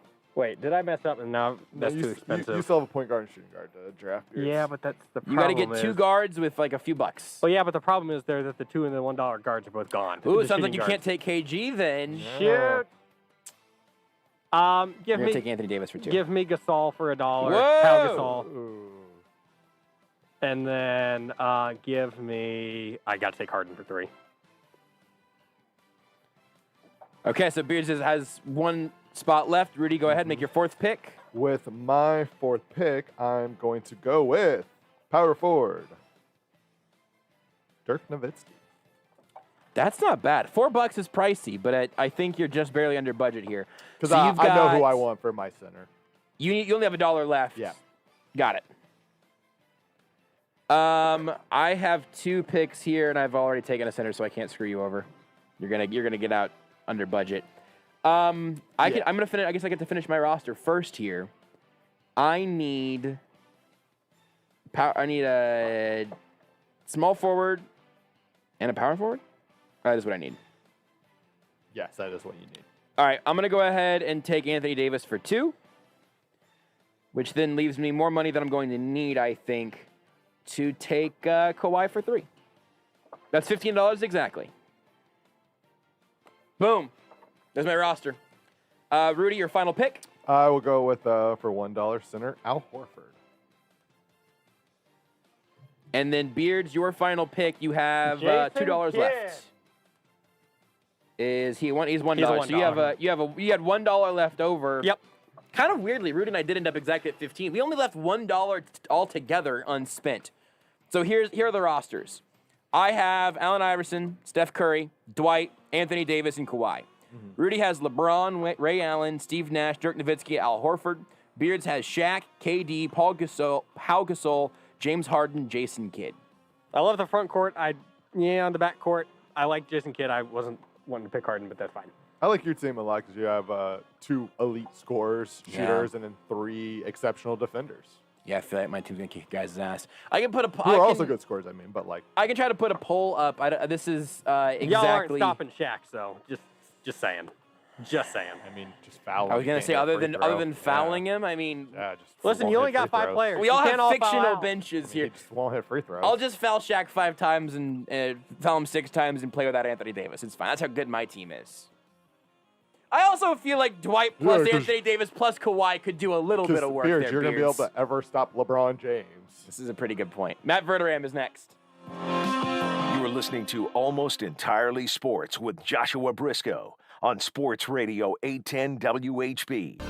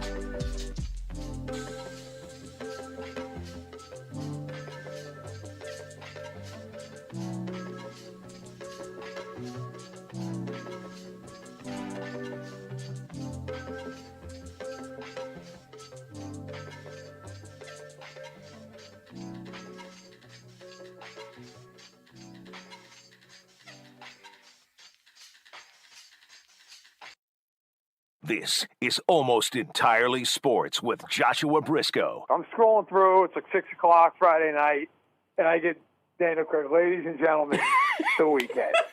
And it's like, you know what, Daniel? Damn right. On Sports Radio 810 WHB. Delaying the official start to the weekend a little bit by joining us now is the voice you just heard. It's Matt Verderame of FanSided. You can follow him on Twitter at Matt Verderame. You can check out the Stacked in the Box column, the podcast, everything that he does. You'll eventually see on the Twitter account. Matt, how have you been? Been a little bit since we've gotten to catch up. I saw you were in Cooperstown. What was the trip like? It was good. I was gone for 20 minutes. I was in Connecticut and a little Rhode Island, and then New York, back home. I grew up for the last couple of weeks of the vacation. Seeing the family. It was great. You know, it's funny. Even though I was not working the last 3 Fridays, every time I saw that tweet by Daniel Craig, or not by him, but of him, right, I liked it. It felt relieved that the weekend was. So it's almost at this point like that Pavlov dog, you know, yes, the whistle and the person. Well, I've become the human version of that. When I see that tweet, I just feel like, oh, okay, it's time to relax, even though I've already been relaxed at this point for 12 days or whatever it is. There's something soothing about it, though. Like the first Friday that account bleeps up and forgets to schedule the tweet or whatever, the world is going to absolutely unravel or continue unraveling because we will have lost the one thing we were all looking forward to. The best part of that tweet, for anyone who hasn't seen it, is Craig goes out there and, ladies and gentlemen, the weekend. If you listen to him, the place goes crazy. I mean, obviously, of course, it's for the band, The Weeknd. Right. But it just makes the tweet so perfect. Like, people, like, normally, if you're an avid follower of SNL, and I like to think that I am, you know, usually that's reserved for, like, hey, Madonna's here tonight. Or, like, the Rolling Stones are here. Like, no offense to The Weeknd. Right. But not quite on that level. But yet, people, it's just the response to that whole thing is perfect. It really drives on the point, like, hey, thank God. We all made it. Let's enjoy the next 48 hours plus. Yeah, you're right. The energy is really good there.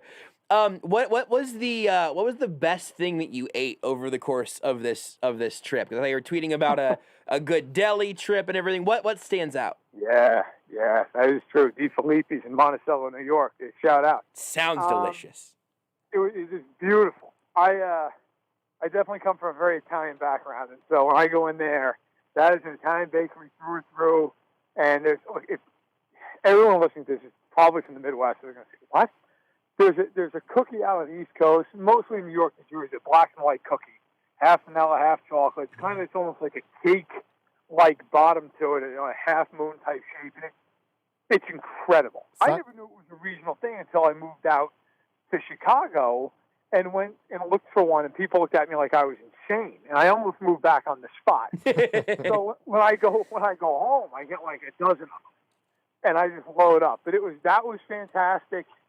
That's probably I think. I mean, we grill just about every night, so I mean that was also fine by me as well. But I think that's got to take the cake.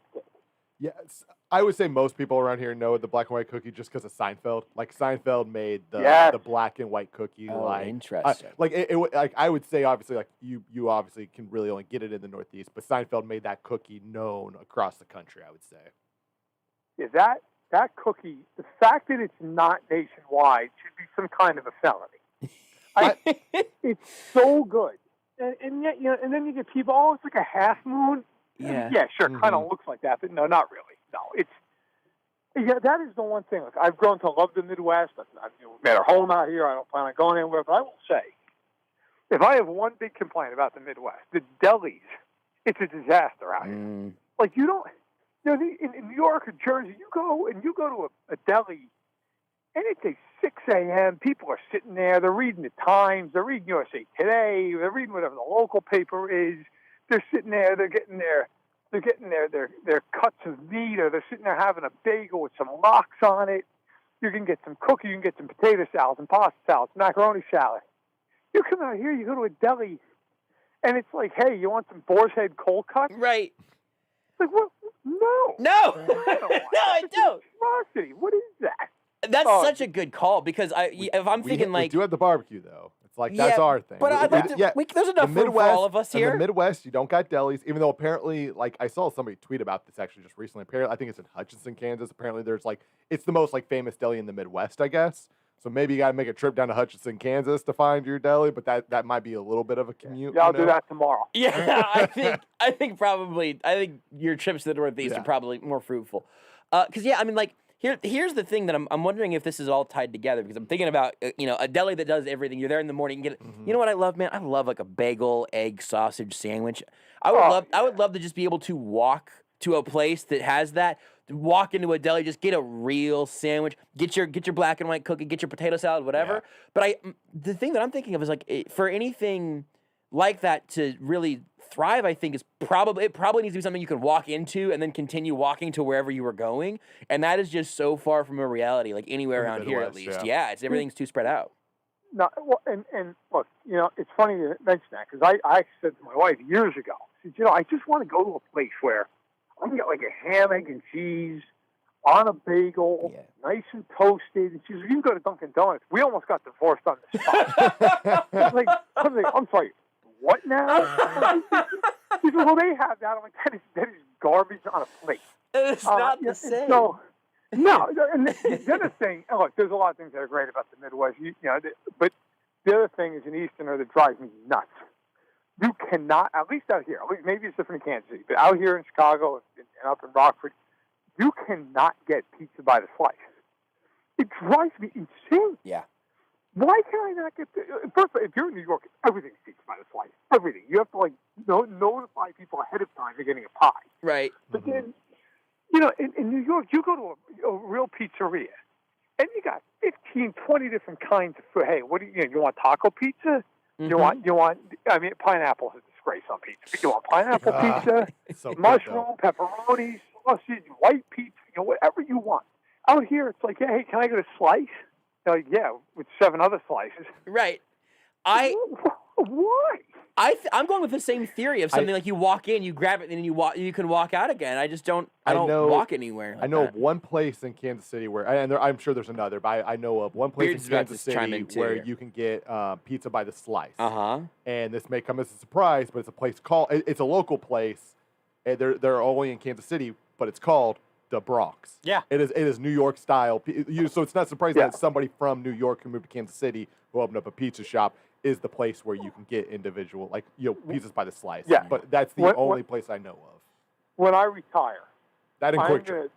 I am going to. That doesn't count. It really doesn't. Here's the thing. Rudy said that, and I thought, that's a good point because that is the closest it gets, and also Quick Trip is the closest thing I think we have to a deli or like a bodega or something because you can actually just hop in and hop back out. I love Quick Trip. It's also not the same. Hey, listen, if you go into some place to get pizza and you smell like gasoline, you failed miserably. Yeah. Okay? When I retire, I swear to God, I'm going to open up a place out in the Midwest. It's just a deli in the morning and a pizza by the slice place in the afternoon. Oh. And that's it. I'm gonna do the masses a favor. I'll come every day. It is mind blowing. Like, has no one outside of like the eastern quarter of the United States ever thought to themselves, geez, you know what? I kind of want pizza. Not the whole damn thing. Just maybe a slice or two. It just blows my mind. I cannot believe that that's the way it is. But it is. But like you said, there are many things in the Midwest. First of all, people are actually human beings out here. Where I'm from, you wake up and you start screaming at each other. Right. So, you guys are more well-adjusted. Good for you.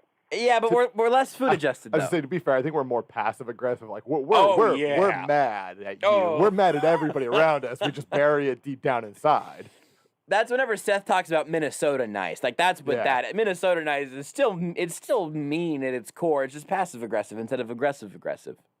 I work with a guy. I won't say his name. I work with a guy who's from Minnesota. He's the nicest guy. We've become very good friends. And when we first watched football games together, it was a legitimate adjustment for him. Yeah. Because I just scream at the television. Like even if I don't have any. I mean, now obviously doing it, as long as I have for a career, those days are kind of gone. But when I was first there, I was in my mid-20s, and I had certain rooting interests. At the time, I was just writing for Arrowhead Athletics, so I was just screaming at the television. He was like, "How do you do this?" He said, "How are you not just exhausted by halftime?" I don't know. That's how my father watches the game. So that's just what I do. And now it's great. Now I'm in the office. I don't sit there and do that anymore because the rooting interest has kind of subsided in a lot of cases. But he is just screaming at the TV now. So I'm proud I could bring that influence. The reason you're not exhausted by halftime is the same reason the Hulk is able to eventually figure out his powers. He's always angry. Like that is the anger is also the fuel, It's like you're a coal train that's also turning your coal emissions into more power. That is something that has only been unlocked for me recently, which is with meaningful Phoenix Suns basketball. Over these playoffs, I have got myself to a point where I'm afraid for the table that I was punching as I was hitting it. Like either in celebration or in anger. I'm a big fist onto the table pounder during basketball games. Apparently, I've learned that recently. Nice. I don't do that. I just and now that I don't cover a specific team, I cover the whole league. I've got to be impartial, and it's a huge part of the job. I can honestly say that stuff. Look, I've never hid the fact I still am a Chiefs fan. I will be. I mean, hell, that's why I got into covering football. Right. So it is what it is. But I watch it, not that I care any less, but I just watch it differently. I guess partially now too, knowing people in the league, you just kind of see it a little bit differently. But I still get like yelling at the TV, passionate about bad football. Drives me insane. Yeah. Drives me, and even if it's a game where I have absolutely no dog in the fight, whether or not the team or it's maybe I don't know anybody that, in the game on either side really well. I don't have any like high level source of the team. The bad football just sets me off. Yeah. That is something that drives me nuts. That and when announcers, and I'm not one of these people that kills the announcers. I think that they have the hardest job in the sport other than playing or coaching it. When announcers just make blatant excuses for some guy, like, well, maybe the ball is slippery. It's 90 degrees and sunny. It's fine. He can't catch the ball. Like, just say it. So yeah, it's a different kind of anger now. Yeah, no, I totally get that. For me, it's typically in like bad coaching decisions that are very obvious, or it's kicking the field goal from the 7-yard line on 4th and 1 and all like that. That for me, the Bills in the AFC Championship game. Yes, or it's Bill O'Brien. 21-9. Let's kick on 4th and 1 from the 3. Yep, right. Okay. That brings an anger out that I also kind of forget is in there. Yes, absolutely. Let me just fling a whole bunch of various quick NFL storyline things at you while we got you here, Matt. Now, I mean, we had you on to talk about the food and talk about what makes us mad, but since we have you, I don't need to do a whole lot of litigating, either literal or figurative, around Frank Clark at this point. But I am curious if you are intrigued at all by the idea that if he does miss time, which I don't know if you think he will or not, I'd love to know that as well. If he does miss time, having that guaranteed money be voided from his contract would basically let the Chiefs move on a year earlier if they wanted to. It would also mean making a huge roster move halfway through July, right ahead of training camp. So I don't know, that seems terribly likely, but what's your read on that? Strictly in, do you think he's going to end up getting suspended by the league or the Chiefs, I guess? And then what would happen if he did? Okay.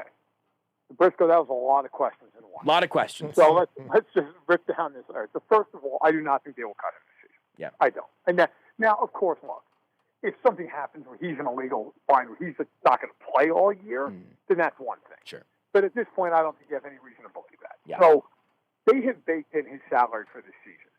I think it would take something monumental for them to walk away from him before this year starts. I would be shocked. I agree.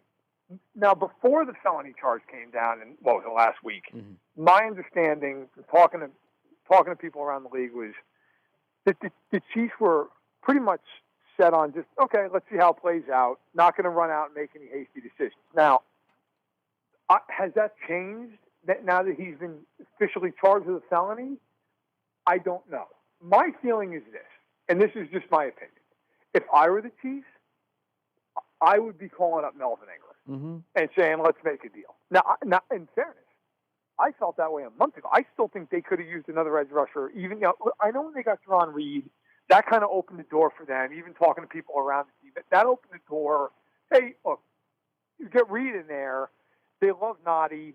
Saunders is a guy who they like. Now you can and Wharton, I should say especially. Now, Jones might play a little more outside. I get that. But to me, if the Jones thing on the outside doesn't work, then you're left with what exactly? Yeah. You're left with Clark, and I like Taco Trolton and Mike Dan as much as the next guy, but he really that's really the way you want to roll into the season. So my understanding is they had a very good positive visit with Melvin Ingram.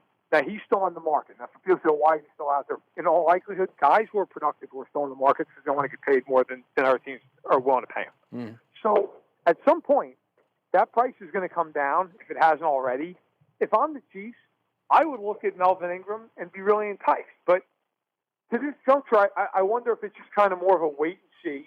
Does Clark get suspended? If he does get suspended, is it 2 games? Is it 8 games? I think that's a big difference maker. I think that makes a ton of sense, and I'm right with you. I thought Melvin Ingram made sense before any of this came down. This is another sort of very, not dangerous question. You're not going to get in trouble, but it's a tricky question because the NFL is not terribly consistent on this. But if nothing else really changes for Frank Clark, if he ends up, not serving actual jail time, maybe there's a plea deal, whatever, from the 2 charges, just sort of assuming the least surprising developments, do you think that he is likely to get suspended or have an idea of what that would be? No idea. I honestly, because like you said, the NFL is not consistent with this stuff. Yeah. Now this is a totally different scenario. But everybody in Kansas City will remember a couple of years ago with everything that happened with Tyreek Hill. Yep. And I think everybody, or I shouldn't say everybody, a lot of people assumed, off the bat, that he was just not going to be there when everything started to break. But then when it became clear he was going to be there, I think many people thought, he's at least going to be suspended for a large chunk of the year. Now, the way things ended up going down, he didn't get suspended at all. Yeah. I don't know how many people, if you'd asked them that year, if you'd asked them on July 1st, how many games? None at all. What's the percentage of people? I mean, minuscule, right? Yeah, absolutely. So now this is, of course, a totally different deal. Sure. I mean, nobody, Frank Clark didn't hurt anybody, right. Allegedly or otherwise. I mean, this is a gun charge. Now it's in the state of California. That complicates things. California's laws are very strict. But if under your scenario he takes a plea deal, doesn't do jail time. I mean, if you said to me, look, you've got to make a couple of games. Because there's no victim in the crime. Right. It's thankfully it's not a domestic violence issue. It's not, even a DUI issue where he could have, very easily hurt somebody. Right. It's a gun charge where, look, you can make the argument it was careless. It was a mistake by Clark for sure. But I don't know that it would warrant, Roger Goodell and the NFL coming down and suspending him for like half the season or something. Like I just can't. I can't see that. Now the NFL is weird. Doesn't mean it's not possible. But I would think 2 to 4 games if I had to guess. I mean that feels right. Yeah. It's just hilarious to me that you would know, you would have the right answer if there was an answer to be had, and the answer is, I don't know because the NFL is wild with this stuff. It's just crazy that, and we've been talking about that since Ray Rice. I mean, years now we've been having the conversation of we don't really understand what they're doing here.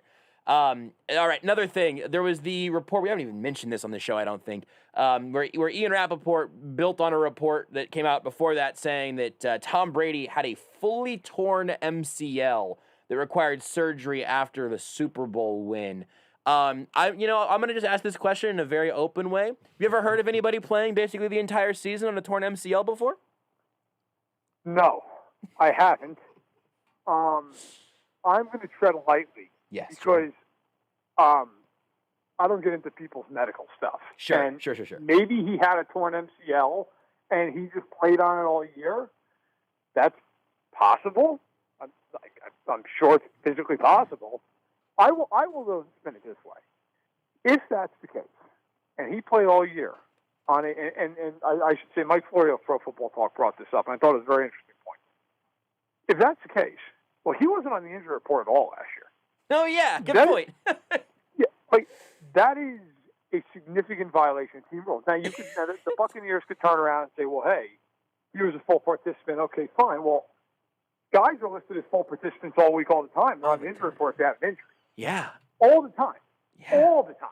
Constantly. Okay, in fact, go look at Tom Brady's injury reports in New England, where he basically was a staple on them for a decade. Right. Okay? So if the Buccaneers were aware of their star quarterback having a torn MCL, imagine the Buccaneers were aware of that, and they didn't put it on the injury report, I'm guessing Goodell is going to be on line one. Now, teams have gotten bopped over the head for this in the past. I believe most recently, I think Seattle had an incident this few years ago where they got disciplined by the league. No, I don't know if the NFL is going to sit there and do that. The NFL might just say, look, whatever, let's leave the dogs lie. But if you're a team like the Seahawks who got penalized for this, you might be calling up the league office and going, hey, you hit us. You hit us in the wallet. What about them? Why not them? So I get it. It comes out, and Brady looks like this folk hero who's 43 years old who played on 20 show. If that's the case, hey, listen, that's amazing. But at the same point, the Buccaneers, if that's the case, are probably telling everybody, hey, guys, maybe hey, keep it at a minimum. Yeah, keep it down, all right? He had a cut on his knee. Let's not broadcast that to the end of time. That is a very interesting angle on that I had not seen or thought of. Super interesting. Last thing is something that we've gotten very used to talking about, I guess, as of late, but a wild disparity across the league right now in vaccination rates. As of yesterday, early this morning, actually, Kevin Seifert of ESPN tweeted that 13 NFL teams are over the 85% player vaccination threshold. Then there was the story that came out yesterday that 4 teams, Washington, Indianapolis, Arizona, and the Chargers, are under the 50% mark. What are you hearing about just how that is going across the league right now, and what explains maybe some of the difficulties there? So I've actually talked to quite a few league sources about this. And I can tell you right now that a lot of agents are having major issues getting their guys to get vaccinated. Now, I will say, just from talking, of course, everybody's experience is a little different, but from just kind of getting the general thought of how this is going to play out, I think a lot of people believe that when players get to camp who are unvaccinated and they see how easy and normal life is for their vaccinated teammates, that a lot of guys are just going to go, you know what? I'm willing to get the jab. I don't care. I do not want to have to sit here and go through a season like last year, which was miserable, but at least last year everybody was miserable. Right. Everybody went through that, right? Like if you're hanging out with your friends and for some reason the situation is absolutely miserable, it's still miserable, but you're all miserable in it together. If you're hanging out with your friends and there's 10 of you there and 8 of you are having a great time, and you and your one other buddy are miserable, and you can change that equation very quickly, you're going to do it. Yeah. Right? I mean, unless you just, for whatever the reason, you're just really set in your ways, as, for example, Cole Beasley seems to be in Buffalo, then okay, I don't think Cole Beasley all of a sudden is going to get the vaccination. That would be shocking based off of what he said. But other guys in the league who maybe are hesitant, but don't have a real strong stance on it, but haven't done it, or for whatever the case, I think you're going to see. I think you're going to see a lot of guys get to camp, look around for a day or two, and go, you know what? I'm not dealing with this. Yeah. Just give me the vaccination. So it has been a struggle for a lot of teams to get their players vaccinated. For a team to be under 50% at this point is mind blowing to me, but it is what it is. But I expect that is going to be an ever present story here as we get closer to the second week of September. Because let's face it, if you're a team that is dealing with a lot of guys who haven't gotten vaccinated, you are much more at risk of having an outbreak and potentially losing a game than a lot of your competition. And that is a major, major problem. And I'm sure one that no NFL team wants a competitive disadvantage. Right. So it's going to be fascinating to see how it plays out. Do you have a feel right now that you've gotten a little bit of news on this, but not a lot? Do you have a feel for how the NFL is going to handle COVID outbreaks or guys on the COVID list or whatever coming up this season? Because last year, we had games played every day of the week, as there were times that games got moved to try to accommodate teams, and in some cases, not as much accommodation was made. But this year, with the vaccination on the table, it would stand to reason for me that the NFL would be a whole lot less accommodating. Do you have a read on that right now? My belief is if a team has an outbreak and it's a bunch of guys who are not vaccinated, the NFL is going to tell that team, that's cute. see you Sunday, because they're not going to screw up their whole schedule. Right. And jump through the hoops. Look, last year was different. No, there was no vaccine. Right. Every team had to do the best it was doing. But I think this year, that's a totally different deal. Yeah. Now, I think it's going to be a whole lot of, hey, look, that's your problem. Yeah. Shoot up whoever you got, bring up guys in the practice squad, sign guys off the street. I think really, I would be shocked if the NFL suspends, cancels any games based off of COVID. I just, at least from what we know now, unless some awful crazy thing happens in the future, I'd be shocked. And I will say, I'm equally shocked that we somehow didn't get into Patrick Mahomes saying, "I'll see it when I believe it." About this, which I can't tell if that was like somehow actually like really like a pearl of wisdom. Yes. From Mahomes, or if he just screwed that up. I'm guessing probably the latter, but making that Chiefs-Chargers Week 3 game all the more interesting. That's true. And I had a note of that of, I think it's kind of beautiful if you think I'll see it when I believe. When I believe I'm going to see it, then I will in fact see it. Mm-hmm. My guess is that he was on a golf course, was about 47 Coors Lights deep and playing a celebrity golf tournament and just sort of got his words flipped around. Either way, a good phrase though. A good comeback. It's good. And, it's funny, when I saw that, I said, hey, you know what? The Chargers are going to let the juice Week 3. It's going to get, Mahomes never really gives a lot of trash talk. Yeah. So I think that's kind of interesting. And then the Chargers social media team called him Mr. Krabs. and I was like, oh no. Like, why? Like, why would you ever? Like, leave it alone. Like, you guys had the upper hand in this whole thing. Like, the Chargers they had all the, like you had everything going for you. And then the Chargers team, hey, listen, it's good natured. It's fun, by the way. I love that kind of stuff. I think it's interesting. But like the last guy in the world you want to really like rile up is the guy who sits there and counts his fingers on after like every tiny little perceived slight. So I look forward to if he scores in that game, what kind of celebration you're getting. I think he's gonna go hands up over his eyes at some point. And then Sam Mellinger suggested that after the game he'll say that he got like a piece of rubber turf in there, something just trying to get it out of his 100%. Eye, and then people will pretend to believe that for a little while. Yeah, I was always looking forward to that Week 3 game. Yes. Let's be real. I think if there's any team that's going to give the Chiefs even a little bit of trouble in the West, it would probably be the Chargers.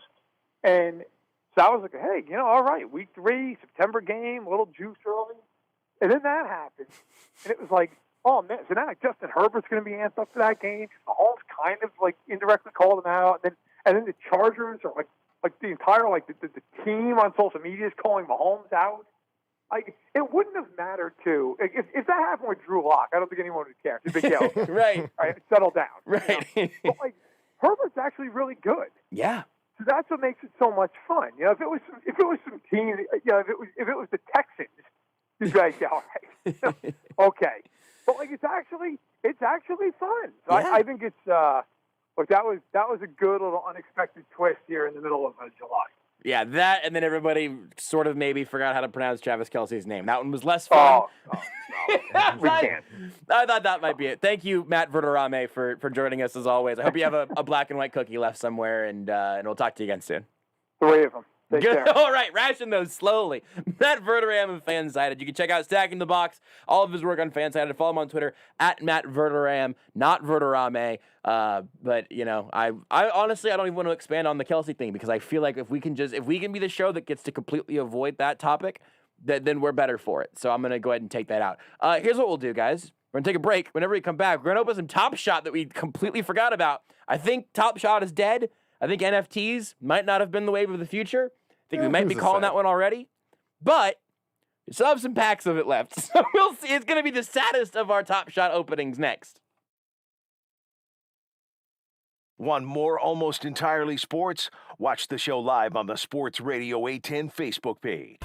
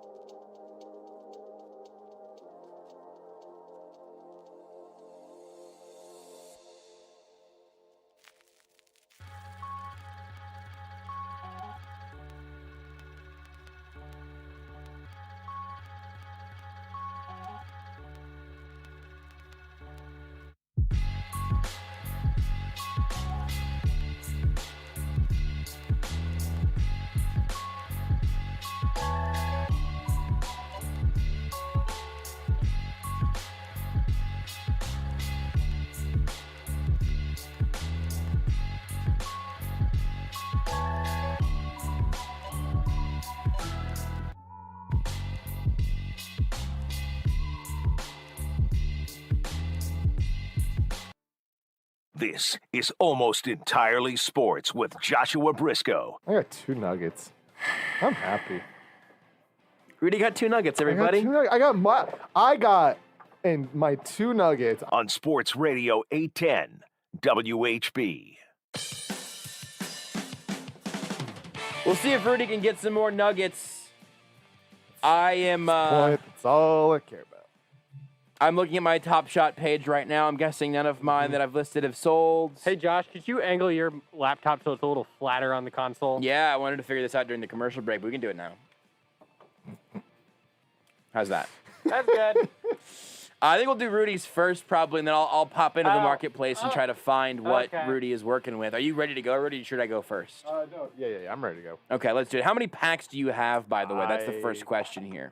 Have 4 packs. I have a Hustle and Show, a base set, and 2 2021 NBA playoff packs. Wildly, this website is still not extremely good because actually getting, like, the packs tab does not give you a My Packs option. I've only got 2, by the way. I've got a common pack of NBA playoff stuff, and then a pack of Hustle and Show. Rudy, your laptop screen is on the stream, just so you know. Cool. Close those suspicious tabs. Will do. I had the joke that would have built on the joke there, but it was dangerous, so I decided to just go ahead and bail. Thank you. All right, people, please don't judge me for my Zelda and Marvel Avengers and Pokemon tabs. Nerd. Much less the porn. No, I'm not ashamed of that. That's safe for work. That's exactly right. Listen, this environment we're in Pokemon right here, the Pokemon that you get bullied for. That's right. And I'm also gonna bail again. Actually, wow, it's 2. I'm gonna bail on 2 jokes in the first couple minutes of this segment. That's how you know it's a good one. Rudy, I cannot see your screen, but I will look on the Twitch and see it when all the viewers see it. Let's just start with a base set. Let's just go with a nice little base set here. Here's the thing. It's been a minute since I've looked at any of this stuff. I still never bought a pack. I do not know what is like the best to get. So every continuous circulation one, I'm not even gonna look Everything is worth the same at this point. At this point, I just want Denver Nuggets. Nothing. Yeah. So that one day, maybe if I'll just buy a little frame when they eventually sell that. Sure. And it'll just play my Nuggets. As soon as Half-Life 3 comes out. Okay. I will look up a limited edition. That's literally a joke that I think I only maybe vaguely got. Oh, I get it. I mean, Half-Life 3 is just never happening. Yeah. That's a joke, everybody. All right, pick one. Ready? Left, right, or center? Okay, let's go right. I got a common dunk. It's a Giannis dunk. Yeah, that's cool. That's a nice dunk. What is it? It's a Giannis dunk on Kevin Durant. Like that's pretty good. That is pretty good. What's the number? Is it continuous circulation? It's continuous circulation. It's a 31,000, so it's low. But hey, it's Giannis. What is the date of the dunk? May 2nd, 2021. They lost that game. Lowest ask now is $9. Bucks won 117 to 114. Oh, sorry, I couldn't read the screen. Lowest ask is $9 on that one. Yeah. All right, next up. Okay, far left. Common assist, Draymond Green. I mean, there's 40,000 plus, and its number is 5,000. It's 5,800. So what was the date of the game? It's February 26th, 2021. Lowest asking price, $8. Okay. Making your money back, I think, maybe. Or not any of those are actually reveal selling. To the middle, I got a common block, Clint Capella. You at least got players that we've all heard of for sure. You know, that's nice. He blocked Eric Bledsoe. Was that on April 6th by any chance? He blocked Zion Williamson. Oh, it was Bledsoe throwing up a alley-oop. It was April 6th to Zion Williamson, and Clint Capella stuffed Zion Williamson. So that's fun. $3. Nice. All right, what's the next pack you got? Well, I'm working my way to that. Let's see. I just clicked on view my progression. The Draymond Green assist is obviously my most notable. Not surprising. Okay, you know what? Let's go to Hustle and Show. Drop 2. This one has one card in it that should not be garbage, right? Well, garbage is up for debate, I guess. One limited edition card in this one, right? Yeah, one limited edition. Yeah, so it could literally be worth like $10, but yeah. We'll see. You know. Okay, let's Beards pick for me. Oh, there are 5 in this one. 2. 2. 2. I'm judging this as 2. I think it wasn't, but okay. What? Chris Paul assist, baby. It's clearly the top middle one. That would be 2. Well, right? yeah. Well, no, because it's 1, 2, 3, 4, 5. but they're in the middle, so I would say it's 1, 2, 3, 4. All right, well, you 5. finally got a son. Yeah, you got a I'm Chris watching Paul it right now on assist the to Twitch DeAndre stream. Ayton. It's a Chris Paul alley-oop dunk to DeAndre. Hey, Josh. I think I have a nugget for you. I think we've been waiting to make a trade at some point. I will trade you this Chris Paul for that Jamal Murray. Oh, I have a Jamal Murray. Lowest asking price on that one is $13. 3, 4, 5. What's the serial number? Weird. Anyways, it's like 20,000. Yeah, 20,000. Nothing special. Josh. I want to know what you think number 4 is. 4. 3-pointer. Celtics. Jason Tatum 3-pointer. Wow. That's pretty nice. I'm so behind on the stream. That is what I would have picked, actually. It's number 4. So there you go. That's a nice little. That's number 5. Nice little. What? Of the remaining ones. There are only 4 left. Okay, But yes, fine. you and I are on the same team on this one, Beards. Okay, I'll go with. Wow, I 3. forgot how to spell Jason Tatum's name. Got a 76ers common dunk. Matisse Thybulle. Nice little steal. Yeah, decent dunk. I'm not gonna look that one up. Yeah, it's fine. It's actually it's a limited. This was the Hustle and Show. No, one. yikes! It's 1100 out of 1800. So very high serial number, but I imagine it's not worth much. No, it's not. But at this point, $6. I don't know if much of these are worth much. That's fair. That is fair. But I think the Chris Paul one is probably going to be the most expensive of that one. And I would like to have Chris Paul throwing it now. Dennis Smith Jr. dunk. Oh my! It's a decent dunk. Oh my! Solid. Why is that? Oh my, Beards. It was a very good dunk. Oh, okay. It's a nice dunk. I'm still on delay. I'm still mad Dennis Smith Jr. wasn't good. That's a good dunk. Yeah, it's a good If dunk. you see that on your future technology, you'll look up and every time you go like, "Oh, it's a good dunk, Dennis Smith Jr." Now we have a Hawks dunk. John Collins. Very low serial number. Assisted by the White Mamba, Kevin Herter. You say very low serial number. What is the number? I can't see it on the screen. It's 37,900. How is that a very high serial number? Yeah. Rudy counts weird. We've established We have established that. I meant low, like as my bad. I meant Rudy's as in, counting numbers aren't great, just as Beards' phone calling numbers I meant it aren't as great. in it is not good. It Yeah. is low as in not good. Okay. That Chris Paul one, though, at the very least, might get us what we need, which is an excuse to finally trade. Okay, let's start with the first release of the 2021 NBA playoff packs. There might be some more Suns. Could be some no Nugs in here. No idea what is in this. Could be some Suns V Nugs in here. I don't even know what's even possible. All Celtics. I'm guessing it's from the 2021 NBA playoffs, if I had to guess. Well, I don't know what players necessarily. I don't know how many.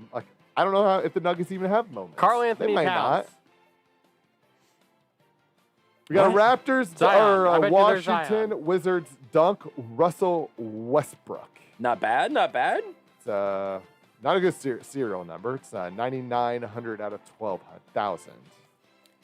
So this lower, is from May 26th, 2021. $7. $7 right now, lowest asking price. Not taking serial numbers into account, just the lowest asking price. Got a common block by the Trailblazers, Anthony Simons.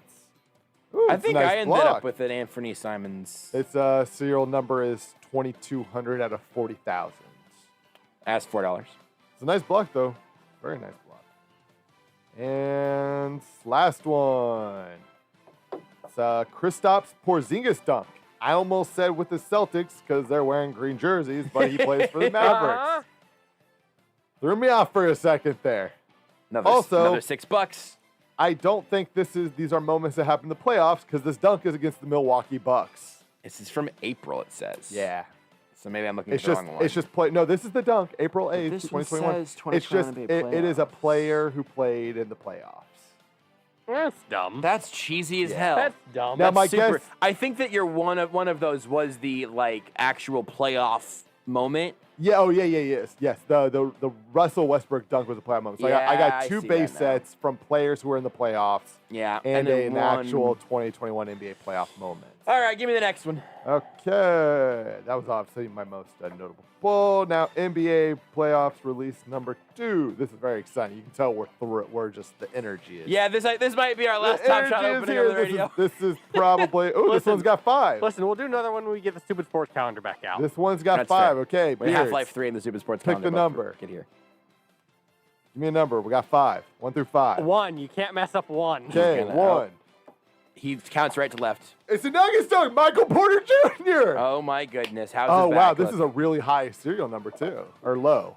579 out of 12,000.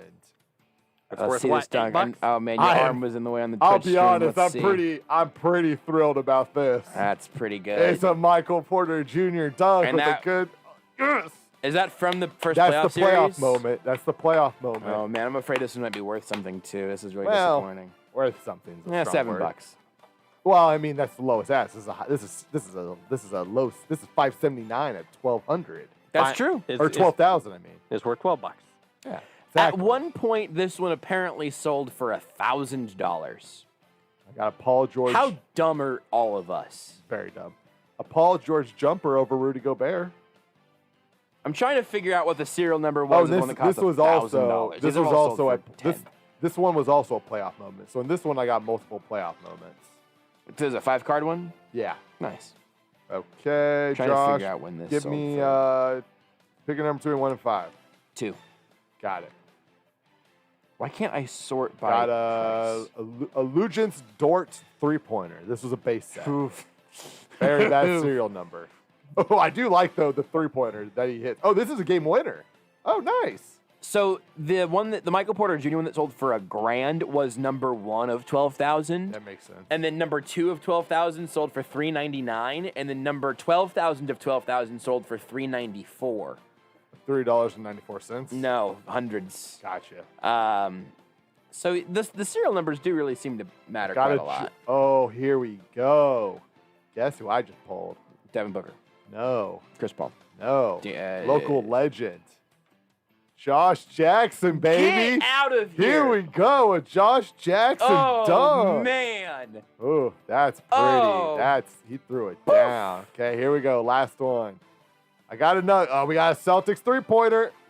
Another freaking Celtic? Who's Grant Williams? Grant Williams. I'm sure he's Beards' favorite player because He's the one nobody's ever heard of him. Josh Jackson is a Piston? Yeah. He's the one whose mom I thought he was works on the at NASA. Grizzlies. Oh, yeah, that's right. No, Josh Jackson's now he was a Grizzly. How Now long he's was he a Piston? I think This all year. Oof. Let me check. Didn't catch a bunch of Man, Pistons this games. is, you know what? I got a Michael Porter Jr. dunk. This was all worth it. in the And you end. may essentially get a Jamal Murray. And a Jamal Murray. just from whatever via it trade. was. Yeah. He was Josh Jackson was a Memphis Spit it out. Grizzly last year. This year he's a Piston. I'm happy. He's a what? He's a Piston. He's a Detroit Piston. I'm very happy right now. I got another nugget. How many nugget moments do I have? I just got to buy up all the nugget moments. Rudy's going to That'll sort take out his $20. nuggets. Rudy's going to sort out his nuggets. We're going to take a break. Whenever we come back, I'll open, I think, like 2 more packs in our last ever NBA Top Shot Moments opening pack on the radio segment ever. At JB Brisco, at Beards McFly, at Not That Rudy, at Sports Radio 810. Just do it already.